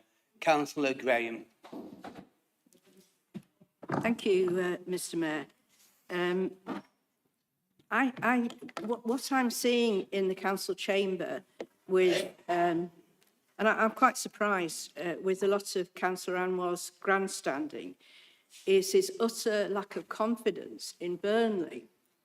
He talks continually about a Blackburn takeover, and yet he referred earlier to the fact that Blackburn was a failing council. I don't know whether the facts prove that or not, and that Burnley has been and is a very successful council, as our peer review last year showed.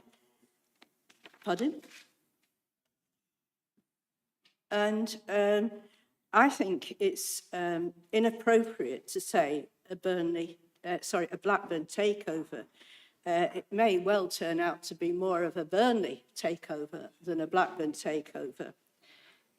Like Councillor Lishman, I've been around a few years, and I was actually working for the county borough of Burnley in 1972 when the Radcliffe Maud thing was done, and the proposal was that the county borough of Burnley disappeared and would become an ordinary district council, whilst the county council, Lancashire County Council, would take over a lot of responsibility for things like education and social services and so on and so forth, all of which has proved eminently successful, has it not?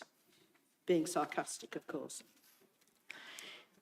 In 2026, later this year, next year, the year after, we'll start to see a new East Lancashire authority form itself.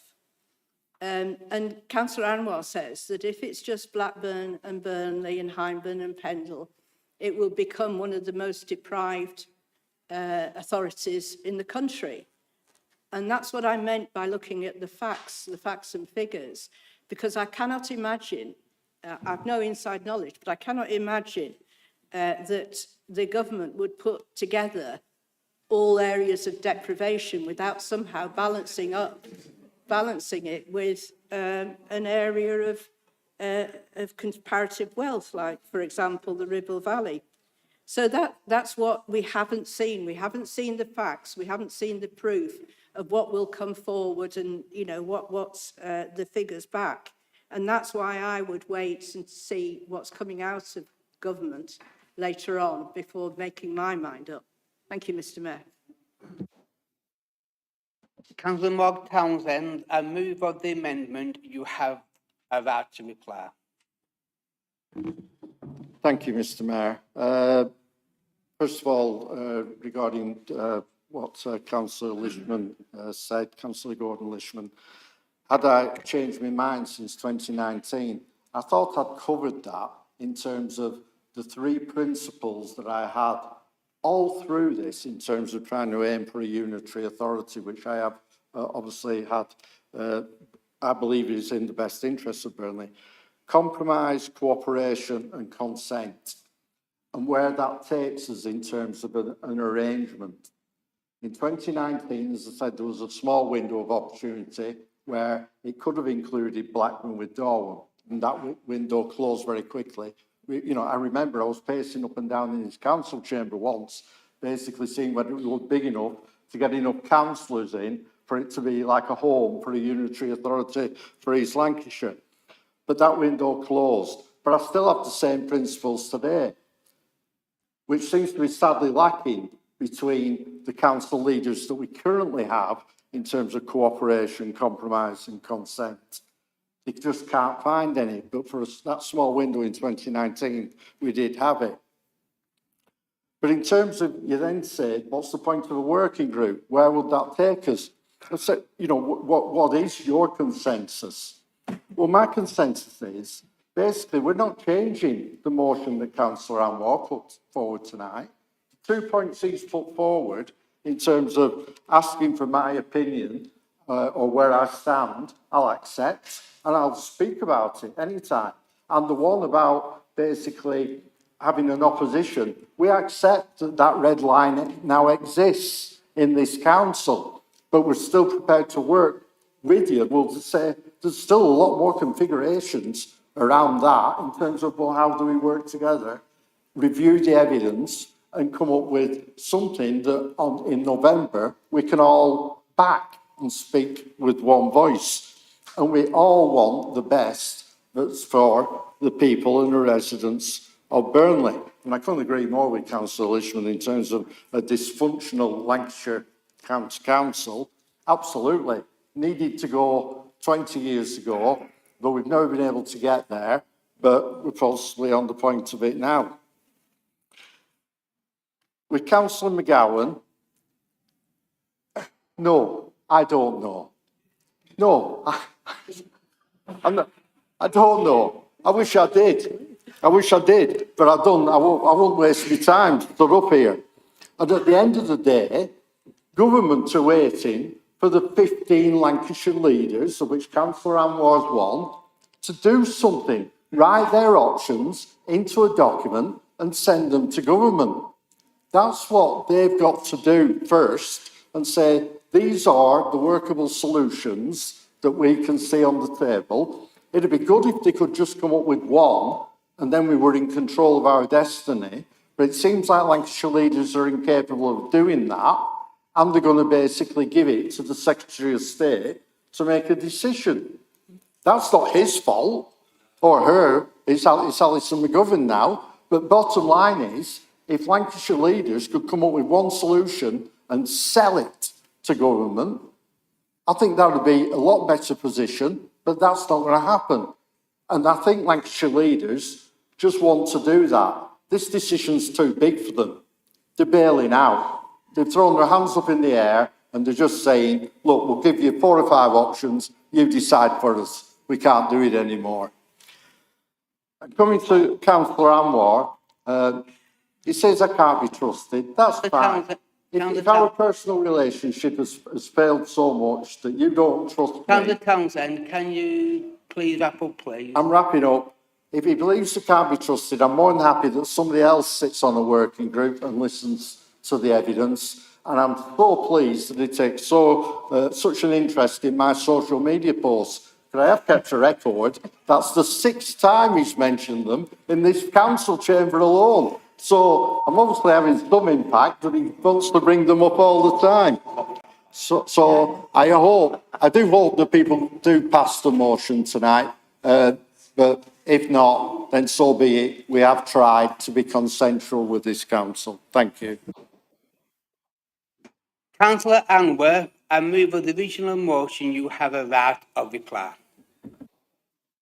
I think, thank you, Mr. Mayor. Just coming back on the debate that I've heard. I think the first one, just to answer Councillor Graham's question, she says that we have a lack of confidence in Burnley. No, the reason we're rejecting Blackburn is because we're confident in Burnley and we believe in Burnley. And she referenced that Blackburn's a failing council, and the other unitary, they're failing councils, and they're a mess because of their adult social care bill. And why do they want? They want us to bail them out. Why should we now, all of us in East Lancashire, be the ones bailing them out? And we're a fantastic council, well led. We've got good officers who work hard, but they're dedicated to Burnley because of local government is local here in Burnley, and that's really, really important. And we were highly commended at the national awards, not in one awards, but in two. Why is that? It's being recognised nationally. It's a shame that local Labour groups can't see how well run a council we are. And the other point that Councillor Graham made was around the areas of deprivation. So she's agreeing with us. What government are looking to do is stick all of those areas of deprivation together, which is a recipe for disaster, and then leave the communities here in East Lancashire to deal with it. What we're saying is actually we would have two voices on any combined authority for East Lancashire, giving East Lancashire two voices as opposed to one. And just the final point on what we're asking for, as I said, all we're asking, our constituents want to know where the Labour group and the MP stand. That is the exam question. Do you want to go in with Blackburn or do you not? And that is what this motion is asking for. That's why we want to vote down the amendment, because it's not answering that clear question. And in regards to what Councillor McGowan was saying around, the rumours doing the rounds, I've heard the rumours as well that, Labour MPs and Labour leaders have done a deal and it's a stitch-up and we're being made to go through this process just to tick a box. It's a tick-box exercise. But it will not stop us, those of us who are Lancashire leaders who actually believe in our towns and our boroughs and our areas, stop us from fighting for our areas. And we'll continue to do that. And we'll present that case in November as well, and we'll continue to do that. And with regards to, the comment that Councillor Townsend makes about, me taking an interest in his social media posts, yes, I'm one of the 4 people that likes it. Thank you. We will now vote on the amendment that's set out in the supplementary agenda. All those in favour of the amendment, please show.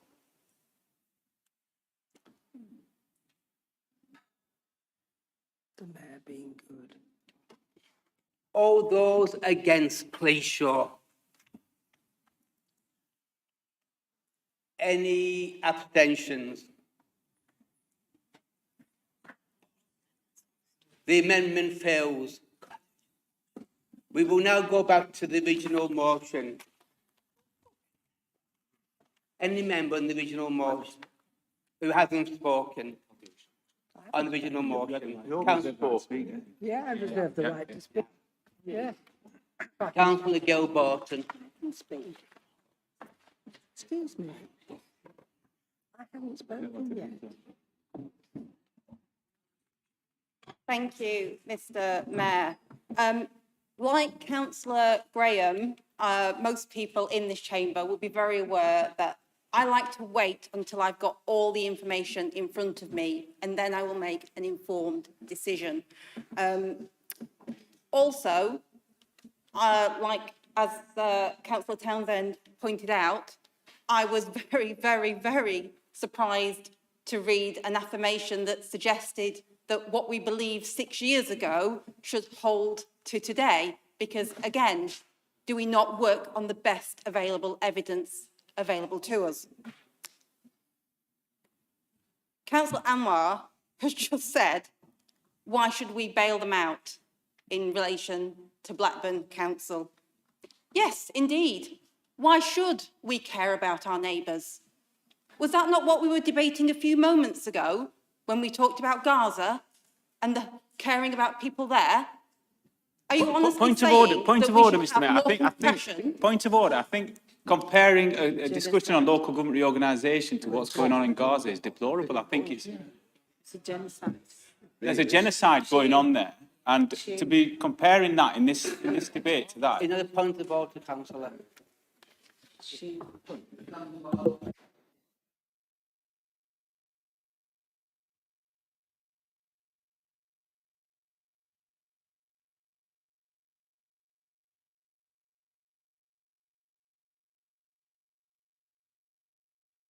Comments to Councillor Townsend imply that my voice is less important in these chambers as a result. Or could it in fact be the fact that I have chosen to create my adult life in Burnley means that my voice is actually stronger in standing up for residents as a result? Thank you. Councillor Margaret Lishman. Thank you, Mr. Mayor. Getting back to the motion. Can people listen to the speaker, please? I went to a fringe meeting at conference where I spoke on neighbourhoods, because the Labour government have set up a commission to look at neighbourhoods and to try and focus services on realistic neighbourhoods. And I found myself sitting there thinking, how do you balance that with what they're talking about on these super-sized unitary authorities of 500,000? And I couldn't do that.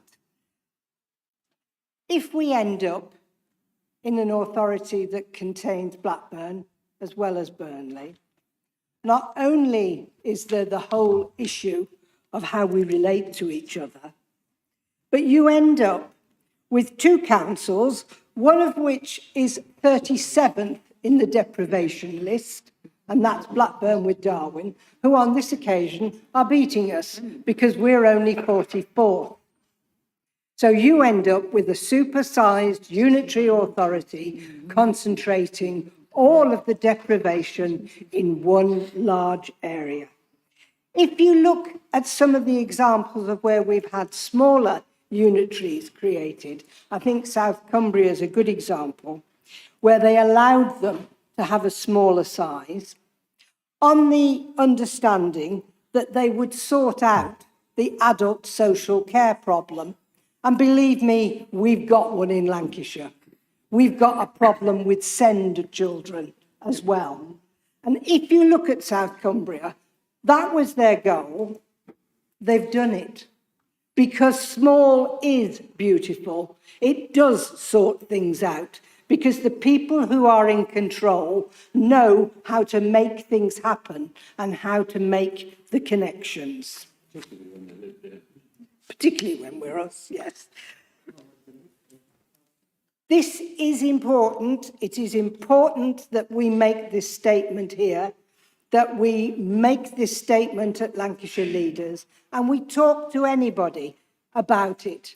It is important that we influence our MP so he doesn't go with the flow or what might do his career the most good, but he actually thinks about what his constituents want, which is what hopefully we are all doing in this chamber now. Large is not good for Burnley. It will not be good to make a unitary authority that combines all of the deprived areas, and we must do all that we can to make sure that does not happen. Councillor Alan Lewis.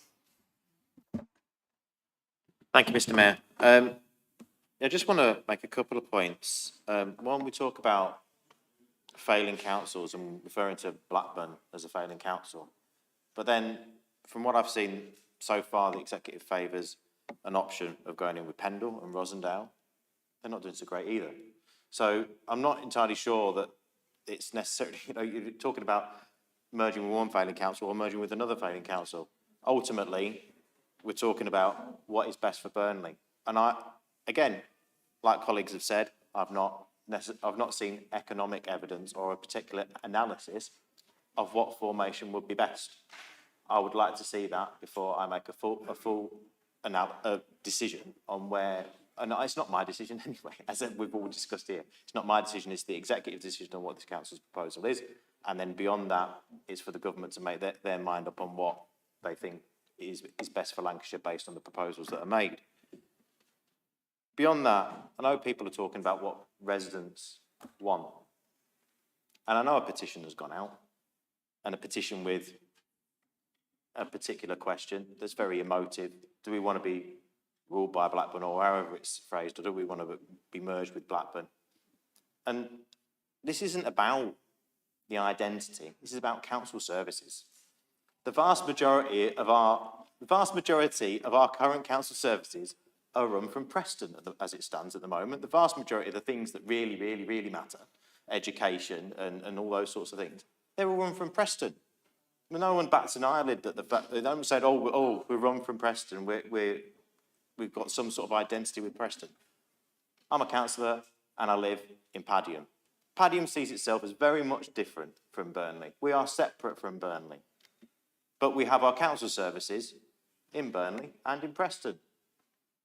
We don't have some sort of joint identity with Burnley just because we have council services run from there.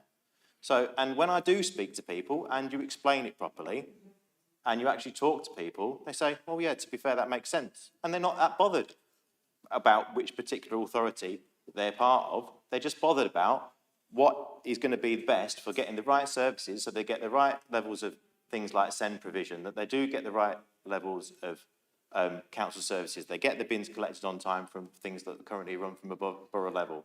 All those things, that's what they care about. They care about services. They're not so bothered about where those services are run or what particular council makeup that they have. Thank you, Mr. Mayor.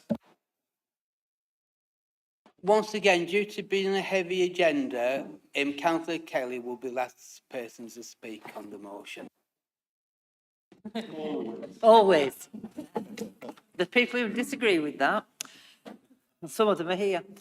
Sorry. I have to disagree with all this about doesn't matter where the services come from, so long as they come.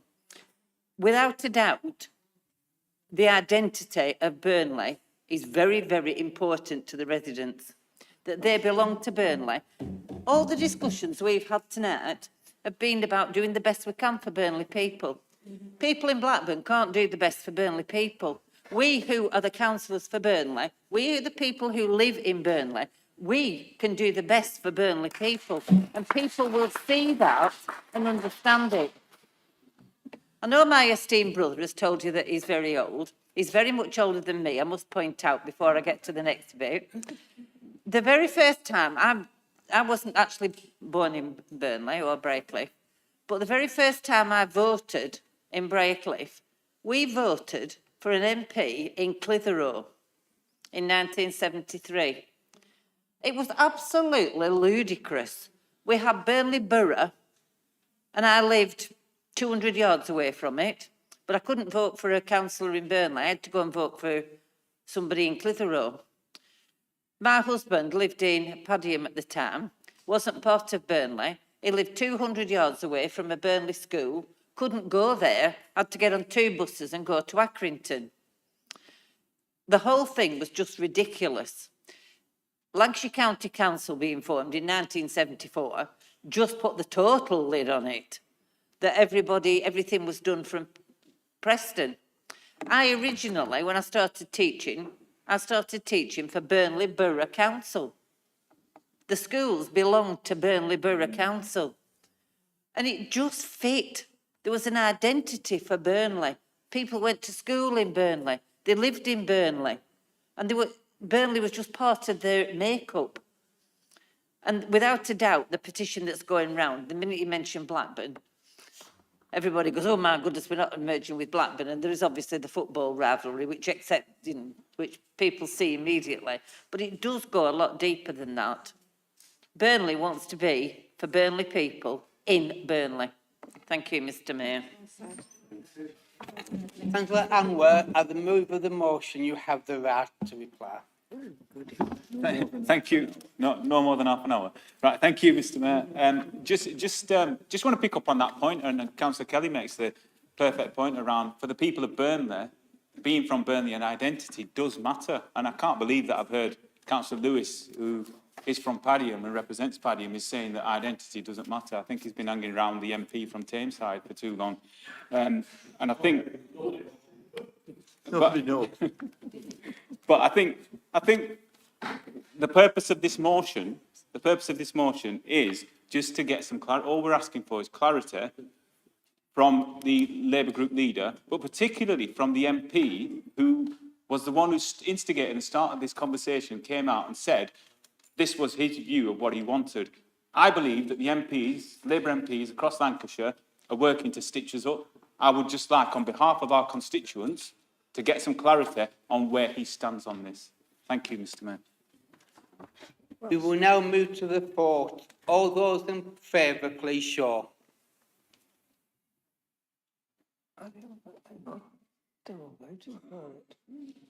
All those against, please show. Are there any abstentions? Thank you. The motion is carried. Item 5E, response to Boohoo closure in Burnley, pages 25 to 26. Members will be aware that an amendment has been published today in the third supplementary agenda. The monitoring officer has already said that she is satisfied that the amendment is relevant to the original motion. Councillor Anwar, will you please move the motion? Thank you, Mr. Mayor.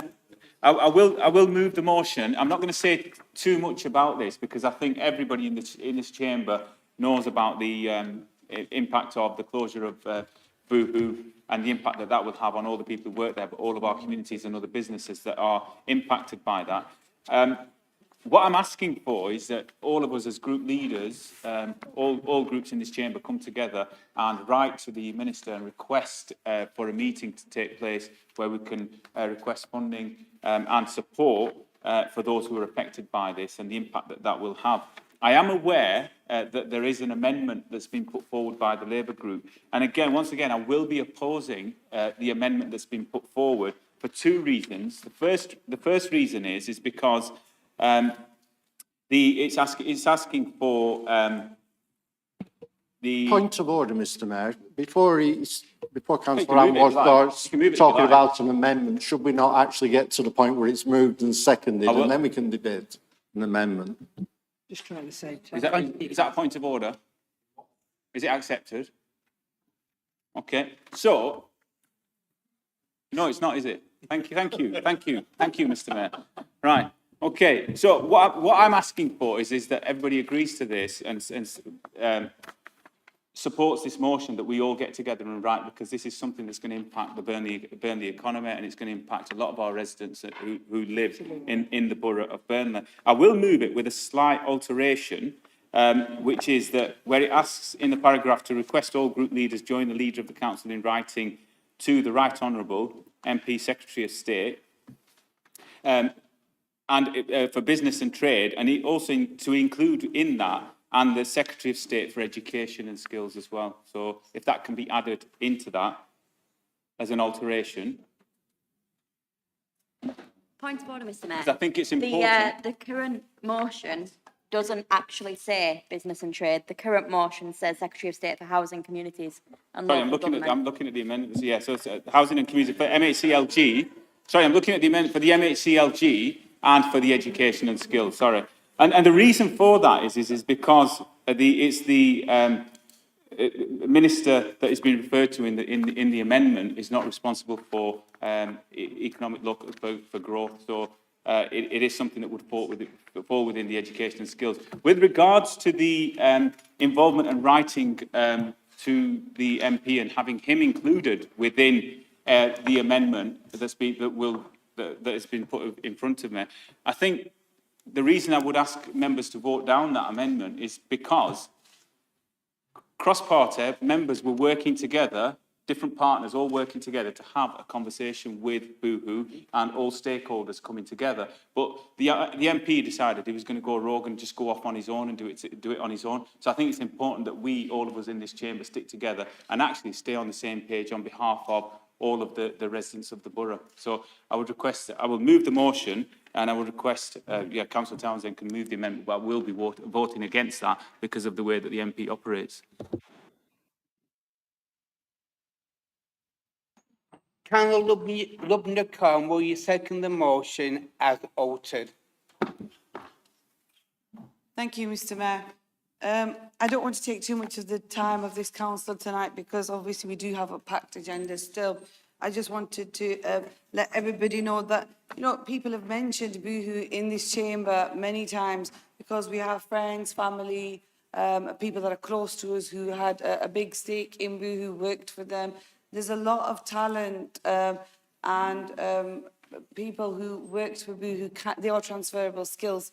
So I just wanted to give everybody the, to let them know basically that this council and this executive, we will resolve to obviously work with them people and businesses in this town and try to get them the best deal where we can. I reserve the right to speak and second the motion, Mr. Mayor. Thank you. Thank you. Before I bring any member, I'm going to bring in the Chief Executive to clarify the motion as altered. Thank you. Councillor Hague raised a valid point that the original motion said Department of Trade, sorry, it said MHCLG rather than Department of Trade. So just for clarity, just for what members are voting on the original motion as altered, so debating on, the original motion as altered would add in the words "and the Secretary of State for Education," just to clarify that. That's correct, sorry. And MHC, the Secretary of State for Ministry of Housing, Community, Local Government would stay as drawn. Thank you. Any member? Councillor Sue Graham. Sorry, can, if you don't mind, can you clarify that? I'm a little at odds as to knowing why the Secretary of State for Education is involved.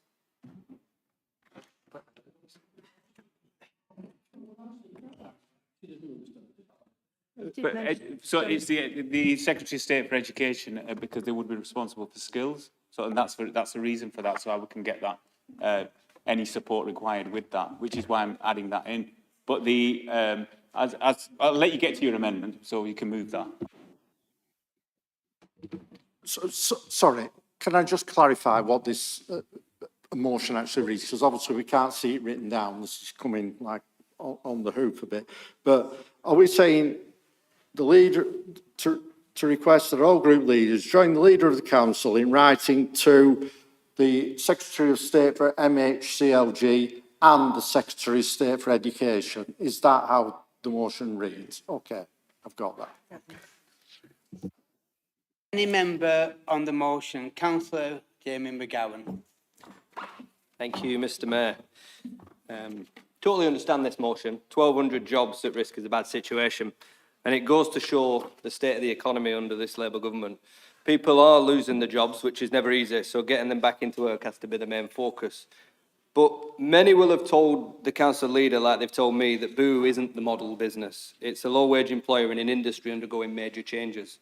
Fast fashion in the UK is clearly facing strong competition from the likes of Shein and even Temu. And coupled with a lot of picking and packing jobs we have in Burnley being automated, it's no surprise to find the businesses scaling back, probably trying to hold on. The question is whether they can. Thank you, Mr. Mayor.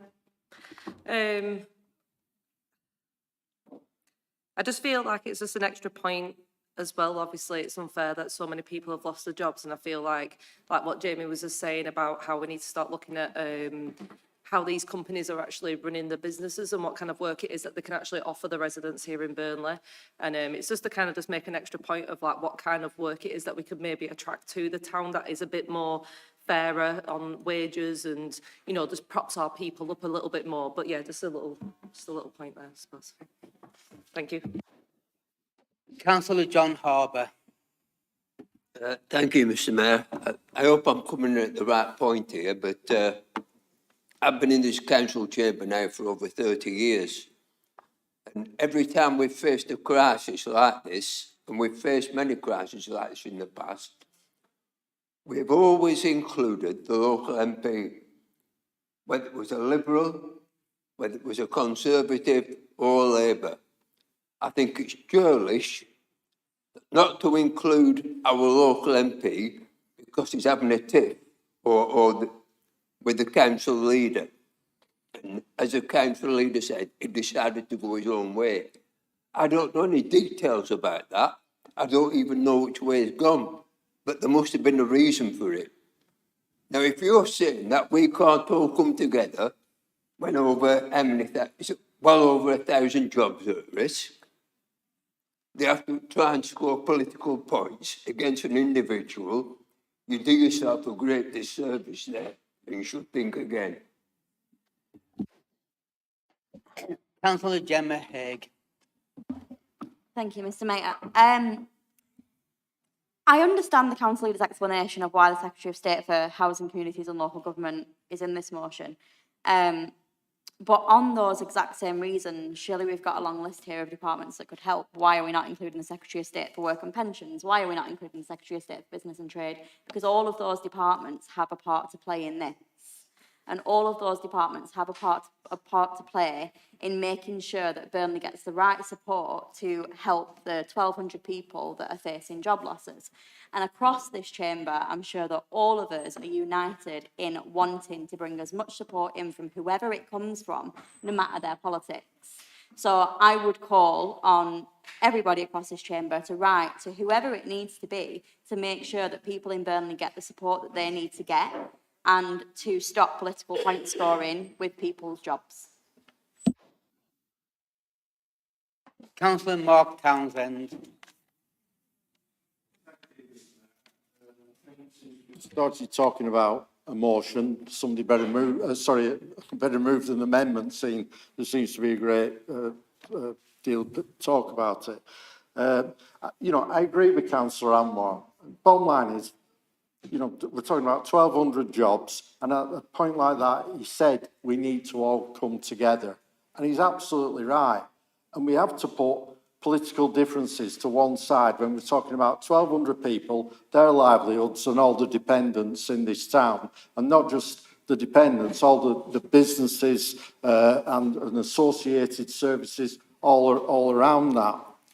First of all, I'd say, you know, the motion is right. It should be here tonight. I just think it could have been strengthened by also saying what this council is doing. And I know it is doing a lot in the background. And I'd like to thank the Chief Executive for giving me a briefing on what the council was doing. But we've got to put our politics to one side here, and we've got to focus on what needs to be done. And just coming back to the style of employer that Boohoo was, I think we're past that now. But I remember bringing a motion to this council where I wanted Usdaw to represent the workers there. And it wasn't unanimous in this chamber that we gave decent representation to the people there. But suddenly now everybody seems to care. But, you know, if we'd have got Usdaw representation and fought harder for that a few years ago, perhaps they'd have had a better chance of fighting their way through this and for getting through this difficult situation that everybody faces.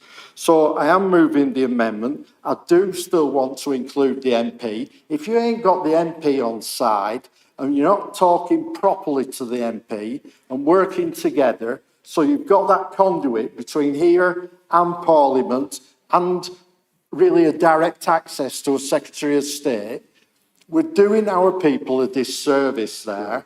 We've got to put that to one side and work properly with all of us pulling together in the right direction. I'm quite happy about, you know, accepting the alteration of including the Secretary of State for Education. I think it's remiss that the Secretary of State for Business and Trade isn't in there, so that does need to be included, and that's in our amendment. So basically, to what the alteration was, I'm adding basically right to the MP to get his support for what we're doing and include the Secretary of State for Business and Trade. I don't think we're asking a lot there. I think that sounds reasonable and sensible to actually move this process forward and for us all to be seen to be doing everything we possibly can with everybody we can think of to protect the people who are going to be affected. I move, Mr. Mayor. Is the amendment seconded? I certainly do second that. Thank you, Mr. Mayor. Because the monitoring officer has already indicated that the amendment is acceptable, I will now go on to the debate. Councillor Lorna. Well, I think, Mr. Mayor, this is a really serious situation. I think Councillor Townsend and Councillor Haig, you want to be getting the Prime Minister here, because there is literally, we ask for new business to come to Burnley, we want things to happen here, and it just seems to be a bit of a shambles. The economy seems to be struggling, and very much here, I think writing letters is great, but can we have some cabinet and senior people coming here to actually plan for the future. We could have a care sector in Burnley. We could have lots of different things happening here. We've got a university here. What is the future? What does it look like? Your MP's 80, you know, in the business end now. If you don't get in 5 years, he won't have achieved anything. So I would.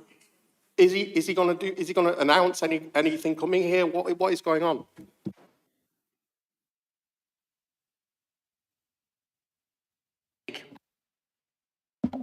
Thank you, Mr. Mayor. I think Councillor Lorna's. I had spoke on this is the amendment. I think Councillor Lorna makes a valid point here on exactly why we should be including the MP in these discussions. You want to invite cabinet members to Burnley, you want government representation in Burnley, and you want to cut your MP out of those asks who has a direct line to those people that you want here. So why are we not including him in the motion? And I do have some extra information for Councillor Anwar that it was not the MP's call for those meetings to be separate, it was that of the CEO of Debenhams Group. And if Councillor Anwar reached out to the MP and asked that, perhaps he would have known, because nobody actually invited the MP to the secondary meeting of all of you, which he would have attended had the invite been extended. So I do think that the petty political point scoring on this needs to stop. Everybody across the political spectrum just needs to take the politics out of it. What can we all do to come together to get the best outcome on this? Because cutting each other out of things because we might not like each other or might vote in different ways or just have differing personalities does absolutely nothing to support the 1,200 people that we're actually talking about here. Thank you. Due to the nature of the agenda, the next person that's bringing is going to be the last person before bringing the move of the amendment. Councillor Bridges. Thank you, Mr. Mayor. This terrible job losses that we have for Burnley, I think, unfortunately, until we have a good transport system, I mean, we've got to remember that one of the reasons Boohoo have pulled out of this is because they've said they've got better transport in Sheffield. Obviously, that's to do with transport on lorries. We have a terrible train network. We really need to be prioritised in upgrading our train network. And I think this ought to be part of this communication that we put forward now. We can't continue to see Burnley jobs lost. We need growth and we need a decent train service. So can we include that into that motion, please? Thank you, Mr. Mayor. Councillor Townsend, as move of the amendment, you have the right to reply. I have nothing further to add, Mr. Mayor. Councillor Anwar, I move of the original motion, you have the right to reply. Thank you, Mr. Mayor. I think just a couple of points. I think some of the debate that's been going on is around two very separate issues. I think the one around obviously the fast fashion industry and the role around USDO and trade unions and things like that. Those are all issues that members have raised in this very chamber previously. But it's a separate argument from the fact that 1,200 people are going to lose their jobs and it's their livelihoods and the impact that that's going to have on them. And so what we've got to do is all that we can in this chamber, do all we can to support all of those who are affected and the other businesses and stakeholders that will be affected as part of that. With regards to the, people have been saying about political point scoring and keeping out the MP from any discussions. And as I said, the reason he hasn't been included in the original motion, I will still urge members not to vote for the inclusion of that and vote for this amendment, is because, as I said, all stakeholders were working together on, working with the Debenhams Group to ensure that we could raise the voices and concerns of our residents and those affected. But as he does, to politically point score, the MP goes off and does and makes announcements, declares things that are actually being delivered by this council and a working group that's been put together by actually our officers and declares that as his own work and his own doing. It doesn't actually share anything new other than what our officers are doing. So when we talk about political point scoring, that's what he was doing. As with regards to the meeting, I'm not responsible for the invitation that's gone out from the Debenhams Group and why the MP hasn't been included. But what I'm saying is, we as Burnley, for the 6 months when he was suspended, did not have direct links and direct access to cabinet members. because they wouldn't talk to him. We can still do these things and have that direct access by actually writing to ministers as we have done in that time when he was absent as well. So I would urge members to actually stick to the original, vote down the amendment, stick to the original motion, which is that we will continue to work hard in this chamber, work hard like we have done over the past 6 months or so when we've had these issues arising, where we've had to write to government. Thank you, Mr. Mayor. We will now move to the vote. All those in favour of the amendment, please show.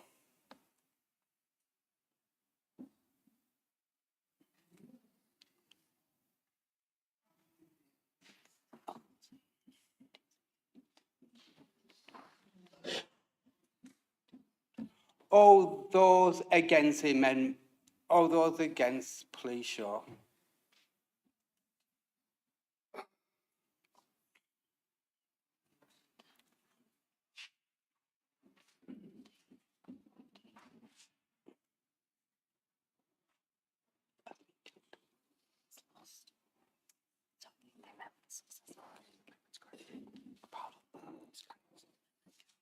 Any abstentions?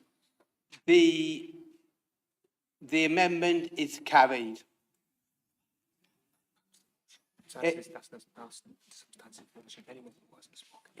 That now becomes part of the substantive motion. Any member on the substantive motion? Councillor Lewis. Thank you, Mr. Mayor. Well, I'll get me a chance to speak in quickly, as I seem to have been cut out a couple of times already. I'm glad that this councillor did move that amendment, and that's become the substantive motion. We talked about how important this is for these 1,200 people, and Councillor Harbour talked about how this council has acted in the past and worked with everybody. I was one of those jobs in the past. I used to work for Time Computers, and I remember being in that contact centre without a job because the whole company had gone down, and people helping me in there to find new work. And following on from that, I spent 20 years in financial services, a complete change of career. And I thank those people in that contact centre for helping me, because that made a massive difference to my life and my family. So I think it's absolutely important that we all work together. We all have our differences of opinion on things, but I do think that sometimes we can come together and we can have arguments, and if you have a disagreement, you can always say, look, if you just keep going backwards and forwards, you're always going to have a disagreement if you keep having tit for tat. I'm glad that the motion's gone through, and I hope everybody supports it. Thank you. Shah Hussain. Thank you, Mr. Mayor. And I did vote for the amendment for the MP to be included in the discussion, because I feel it's important to involve people in positions that can help. For example, if I've got an immigration issue, I would go to my local MP, regardless of whether I voted for him or not. I remember when Anthony was a previous MP, and I used to contact Don on a constant basis about immigration issues that constituents have. So I feel that there has been some point scoring here, and I think it's important that you do include people in positions of responsibility that can bring. I think earlier Councillor Lorna said something about inviting ministers into this town. Well, if you've not got a relationship with the local MP who's in government with those ministers, how are you going to bring ministers down? You're not. So it's important to set aside personal differences and work. I know people who'd go and see their MP. Doesn't necessarily mean they'll vote for him, but they will go and access his service so that he can help them, because that's what they're there for. And similarly, in the council chamber, we should do the same. Thank you, Mr. Mayor. And that's the reason I voted with the Labour amendment. Councillor Anwar, you have a right to reply on the substantive motion. Nothing further to add, other than to say that this is important, that we show a strong message from the people of Burnley and speak out for the residents who are affected by this. And 97% of them, as we said, are from Burnley and Pendle, as it says in that motion. So hopefully everybody will support the motion as it stands. We will now go on to vote on the substantive motion. All those in favour, please show.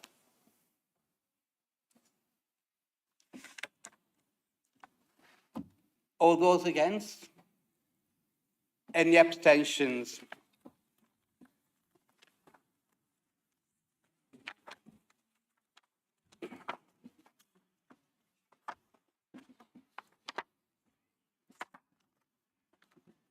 Item 5F, clarity from Burnley MP on Gaza, page 27 to 28. Councillor Gordon Birdswhistle, will you please move the motion?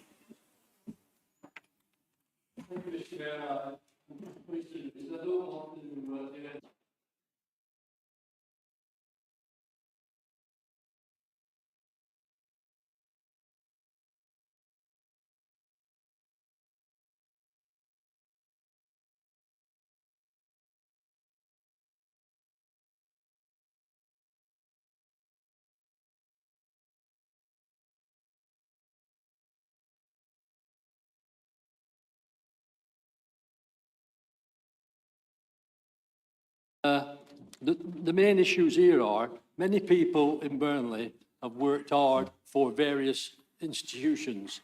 B. Foster, who was here earlier, worked hard for building bridges, and others have worked hard for things.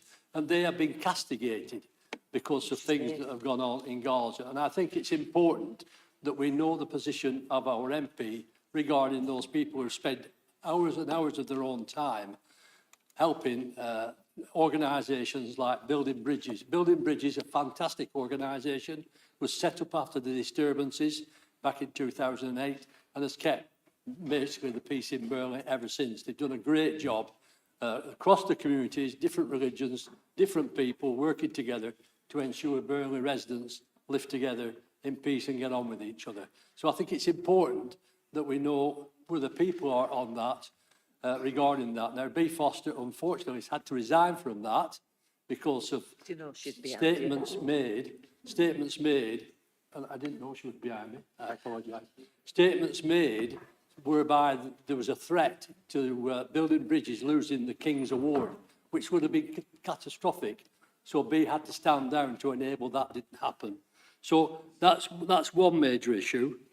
And the other statements that he's made, that on September 6th, he actually stated that he agreed that it was now genocide, where he's never actually done it before. So the main issues for me here, and I won't want to detain people, are the main things on the second page on number 5.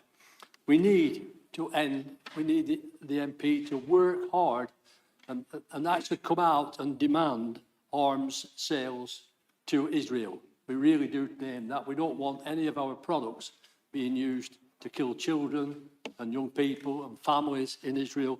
And now, even worse on the West Bank, because that's what's going to be the next. The tanks rolling into the West Bank and parts that we supply are going there.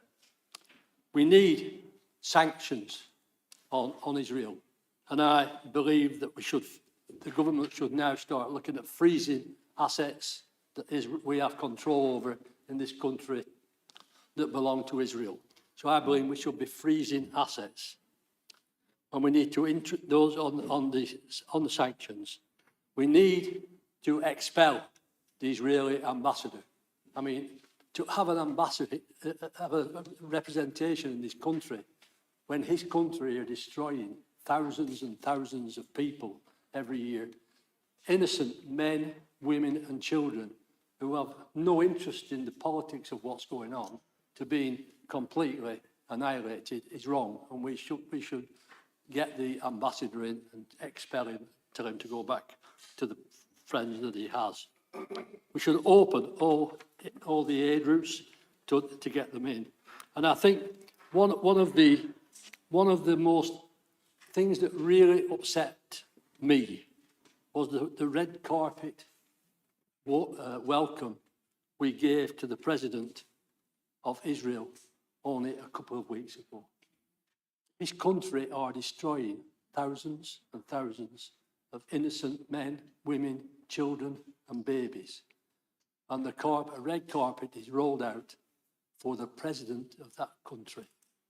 That, to me, is possibly one of the biggest insult to right-minded people in this country that believes in the sanctity of peace, the sanctity of life, and for something like that to do, really, really, I mean, I'm annoyed with it most of the time, but that made me quite furious. So, Mr. Mayor, I know it's late. I just wanted to get those things in, and I would ask the council to support what I've said here and send the letters as requested. I have received this evening a print-off of a response I've got, and I think many other people have got. It's addressed to me, but I believe everybody else has got it, from our MP, which covers some of these points, but a lot of it, to me, I've read it quickly, is no more than excuses for his lack of action on this issue. So I'll leave that with the council to consider, and I hope you will support this motion. Thank you very much. Before I bring in the second of the motion, I will have to bring in the monitoring officer. Thank you, Chairman. In view of Councillor Birtwhistle's preamble to his motion mentioning building bridges, I understand there might be a couple of members who do have an interest in building bridges which they may wish to declare in relation to this matter. Yeah, I would like to declare an interest on that, Mr. Mayor. I'm chair of Building Bridges, and Councillor Birtwhistle referenced that, but this motion is not in reference to building bridges. But I will clarify that point when I second. Thank you.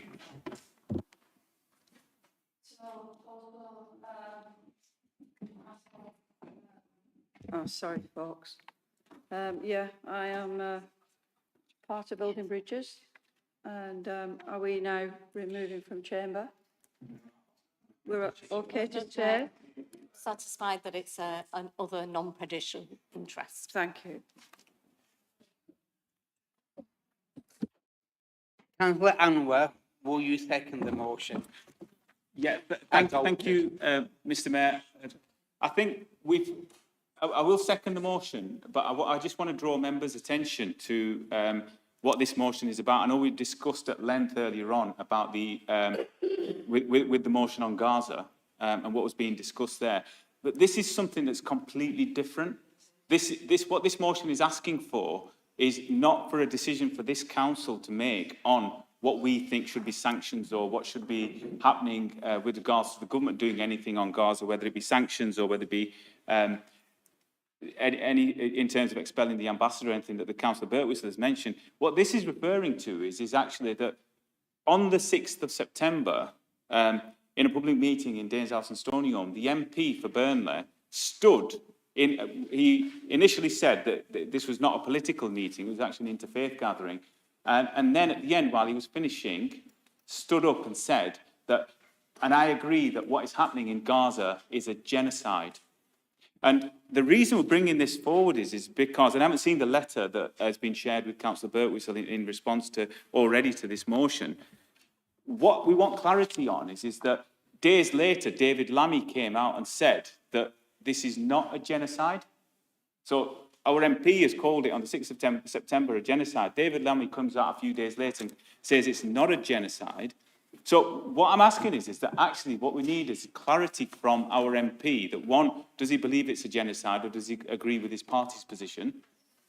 And also, is he now doing it because it's safe to do so, politically safe to come out and say these things? And I've noticed that on the previous Gaza motion that we discussed earlier on, that members voted for that motion from the Labour group, but who 2 years ago was silent. So things have shifted. And what we're asking is this the MP pulling the wool over the eyes of the residents of Burnley, or was it because it was a particular audience he felt it was safe to make that comment? Does he agree with his party, or does he agree with what he said that day? The other thing is, and Councillor Birtwhistle is absolutely right, there were people who were subjected to personal targeting, intimidation, accused of being anti-Semitic. Lots and lots of different accusations were thrown, people in there, not just organisations, but even in the workplace, as a result of using that word genocide. So there are people then, whether that's people in Burnley or other people who were targeted as a result of that, who called it out at the time, were accused of being anti-Semitic or were targeted for that. So the MP owes all of us an explanation. He needs to clarify his position. Does he agree with what, does he stick by what he said in that meeting on the 6th of September? Or does he stick with what the Labour Party position is, that it's not a genocide? And if he does agree with the fact that he sticks with the position that it is a genocide, then will he call on some of the things that were mentioned in the previous motion? Will he, stand by that, and will he call for to condemn Netanyahu? Will he condemn the red carpet treatment that was given by Keir Starmer to the president when he came here? So I think what we're asking here is that we just need clarity from as constituents, from our MP, that does he believe it was genocide? And if he does, will he respond to those issues there? And if he doesn't, if he's saying that he doesn't agree with Starmer, will he condemn Starmer for carrying out those actions? So what the motion is actually asking for is not for us as a chamber to ask, do we agree with these? We're asking for the MP to give us clarity, because he's made a public statement in public making these points, and that's what the motion is for. So I will second the motion. So thank you, Mr. Mayor. Thank you. Any member? I've got Councillor Shah Hussain, then Councillor Solis. Councillor Solis.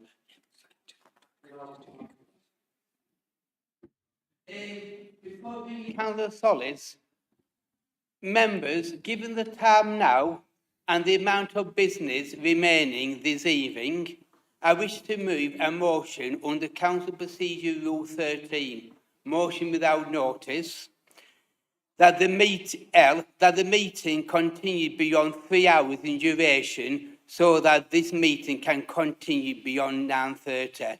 Mr. Deputy Mayor, will you second that motion? I second the motion, Mr. Mayor. All those in favour, please show. All those against, please show.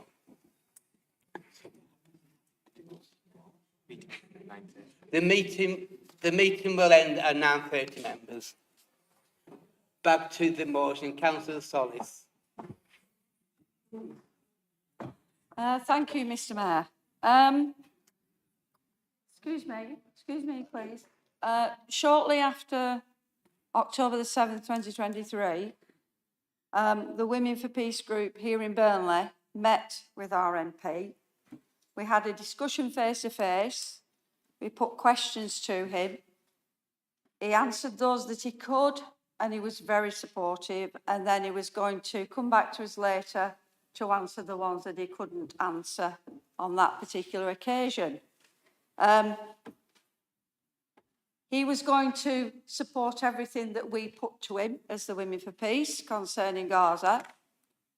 And every Friday morning in Burnley Town Centre, the Women for Peace are there. 99.9% of residents that pass and speak or engage with us feel, as the earlier motion about Gaza was voted in favour of, they have all those feelings and opinions that were in that motion. I think our MP ought to hear what our residents feel.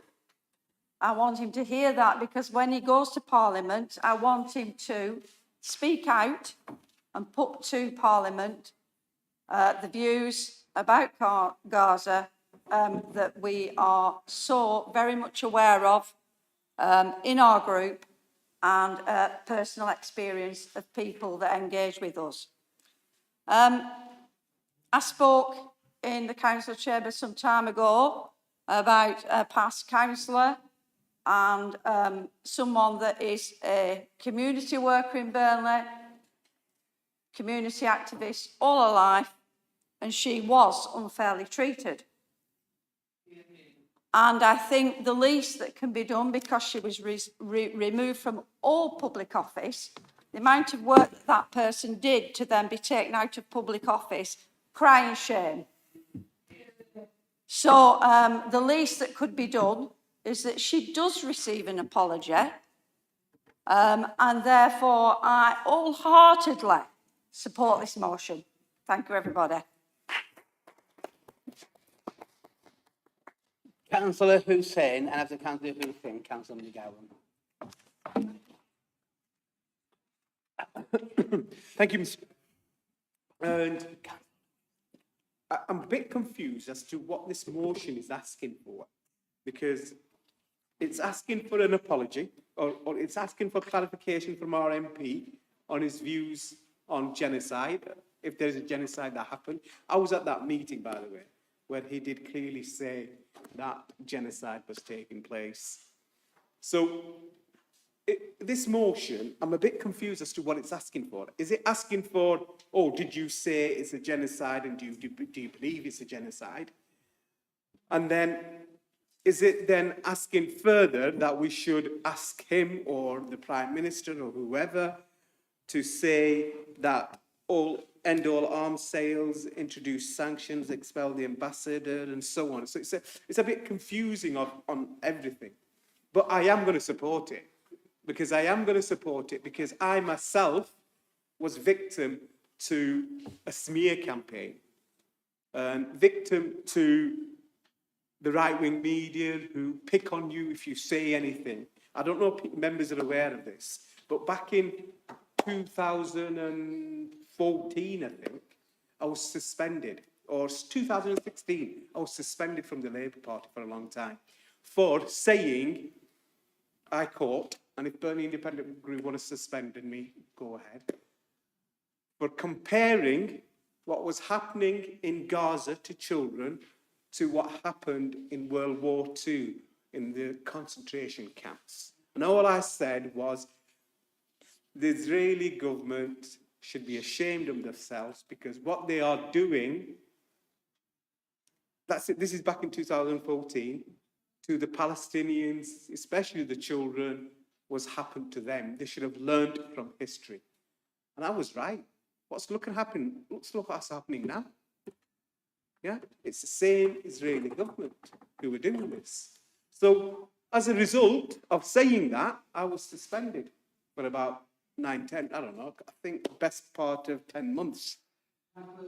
So I just want to make some clarification as to what you're asking for, because this is very confusing. If it's asking for an apology for B. Foster 100%, B. Foster, it should actually have a motion to say the MP should apologise to B. Foster. Yeah? But this mishmash of motion doesn't do it here, neither here or there. But I am going to support it. Thank you, Mr. Mayor. Due to us agreeing that we're going to end the meeting at 9:30, I'm going to just bring in 3 more people because we agreed to... pardon? Yeah, so I'm going to bring in Councillor Jamie McGowan and then Councillor Becky Hughes. Thank you, Mr. Mayor. Councillor Burtistle's motion seeking clarification what the MP says on Gaza. I don't care what the MP says on Gaza. The MP says whatever the MP says, and we've all heard different stories depending on who's speaking with him. Nice chap, but he disgraced himself with the WhatsApp comments. And to be honest, I don't really care. We've all listened to the debate on Gaza tonight. We've already had a debate on it. I'm one of those who says we should focus on local issues. I know I was referenced, but I'm happy with that because not one resident has approached me as a Hapton Park councillor and spoke about Gaza. That's just the area I represent, I guess. So the one thing I would say is when it comes to the Women for Peace and B. Foster, I don't think B. Foster should get an apology. I don't think she deserves an apology. I think that she's been nasty. I think that she's said nasty things. I think if she hadn't, she wouldn't resign from building bridges at the worry of getting the King's Award taken away from her or the organisation. So I just think... Point of order, Mr. Point Chair. of order, it's true. It's true. This whole debate, and even Councillor Hussain saying, oh, he got suspended from the Labour Party for anti-Semitism. He did, and then he got let back in, but the Labour Party got shown in report after report to have an anti-Semitism problem. So the point is I don't really care about the national issues because I'm a local councillor. I focus on local issues, not national issues, let alone international issues. But at the end of the day, when you've got to call out wrong when you see wrong, and some of the things I've seen from former Councillor B. Foster is disgusting. And And I just want to put that on record. Thank you, Mr. Chair. Mayor. Point of order, Chair. This is totally unfair that we're attacking a member of the public who's not able to represent themselves here. That's disgusting. We made a mistake in this, and this is for everybody. When council speak in council, don't bring individuals into it, don't bring, and unfortunately, that's what Councillor Birtwistle did. Not saying it's been done on purpose, but what you've done now, you've opened it all up to everybody to name individuals and for people watching as well. So you've done something tonight, but we're always being advised not to do. But point of order, Mr. Mayor. This motion is not about an individual. This is about a statement that's been made by the MP, and in order to a statement that's been made by the MP in public, and we're asking for clarification on that statement because that word that has been used was used to stigmatise and target and have a smear campaign against individuals and against organisations. So it's not about an individual. This is about the fact that we're seeking clarity to answer Councillor Hussein's point. We're asking for clarity from the MP on where does he stand on these points that he's made. Thank you, Mr. Mayor. That wasn't, I've been a father, that wasn't a point of order. I'm going to just bring, because of the time, you're going to bring in just two more people, Councillor Becky Hughes and Councillor Alan Lewis. Mine's only super quick anyway, so you might be able to add someone in. It's basically just saying that whether we clarify this now or not, how much are we actually going to, you know, like, because people are saying that they distrust the MP currently and things like that, and he's saying one thing one week, another week. Like, how much is this going to actually make us actually believe what it is that he's saying, or is he still just going to only pander to what it is that we want to hear? Do you know what I mean? It's a bit of a rhetorical question out there, but it was only just a quick point. Councillor Alan Lewis. Thank you, Mr. Mayor. Personally, I don't think I do to a large extent agree with Councillor McGowan in terms this should not have been brought to council. This is just asking a question of the local MP about his position on something. Any individual in his constituency can write to him and ask him for clarification on that. Time and time again, day in, day out, people write to him about their concerns about Gaza. On that basis, I am fully aware that every single individual who has written to him about Gaza receives a monthly newsletter explaining his position and the government's position on Gaza. So and they all get the same one. So I don't know how he's giving one opinion to one person and one opinion to another when everybody gets that same newsletter on his opinions and on the government's position. So I'm going to abstain on this because I don't think it should be something that should have been brought to council in the first place. Thank you, Mr. Mayor. Councillor Birtwistle, you have a right to, can you make it brief, but you have a right to reply, but could be agreed to finish the meeting at 9:30. I maybe don't have anything to say other than what I've said is to confirm change at the end, where after the words which I read out earlier, I hope the officers got note of that. Other than to say, all I am asking for, I was one of the people that's got in trouble for suggesting things and saying words, which I didn't actually do, but never mind. People have been dragged into this. It's an absolute tragedy for organisations that local people sat in this chamber tonight have worked hard for, have been pilloried for what they've done. And I think that's an absolute tragedy. And I do have to say, I got on very well with Councillor McGowan. I think he's an extremely nice guy, but I find it quite nauseating what he said tonight when the lady in particular is sat next to us. So, I think she's a thick enough skin to stand it. We will now move on to the vote. All those in favour of the motion, please show.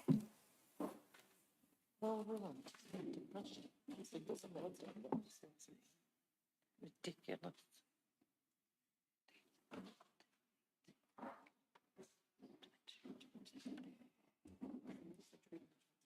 All those against, please show. Any abstentions, please show. It's the coalition again. It is.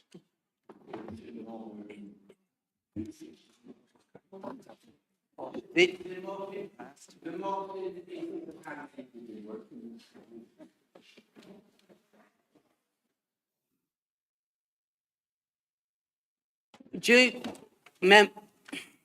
members, due to the fact that we could not debate all everything in tonight's meeting because it was a long agenda and there was some good debate in today's meeting, the earliest meeting to be held is on the week of the 6th of October, the 6th of 8th of October, so we can go through the agenda, part of the agenda we couldn't go through tonight. So confirm. Are you saying there will be a meeting? It's up to you. Yes, or whichever. 6 is a Monday, Yeah, Wednesday. there will be a meeting. There will be an extra meeting on the 6th or the 8th of October. 8th of October. 8th. Sorry, Mr Mayor, the 8th of October. Yeah. Okay. Council, ladies and gentlemen, please be on stand. Mayor, you've done really good.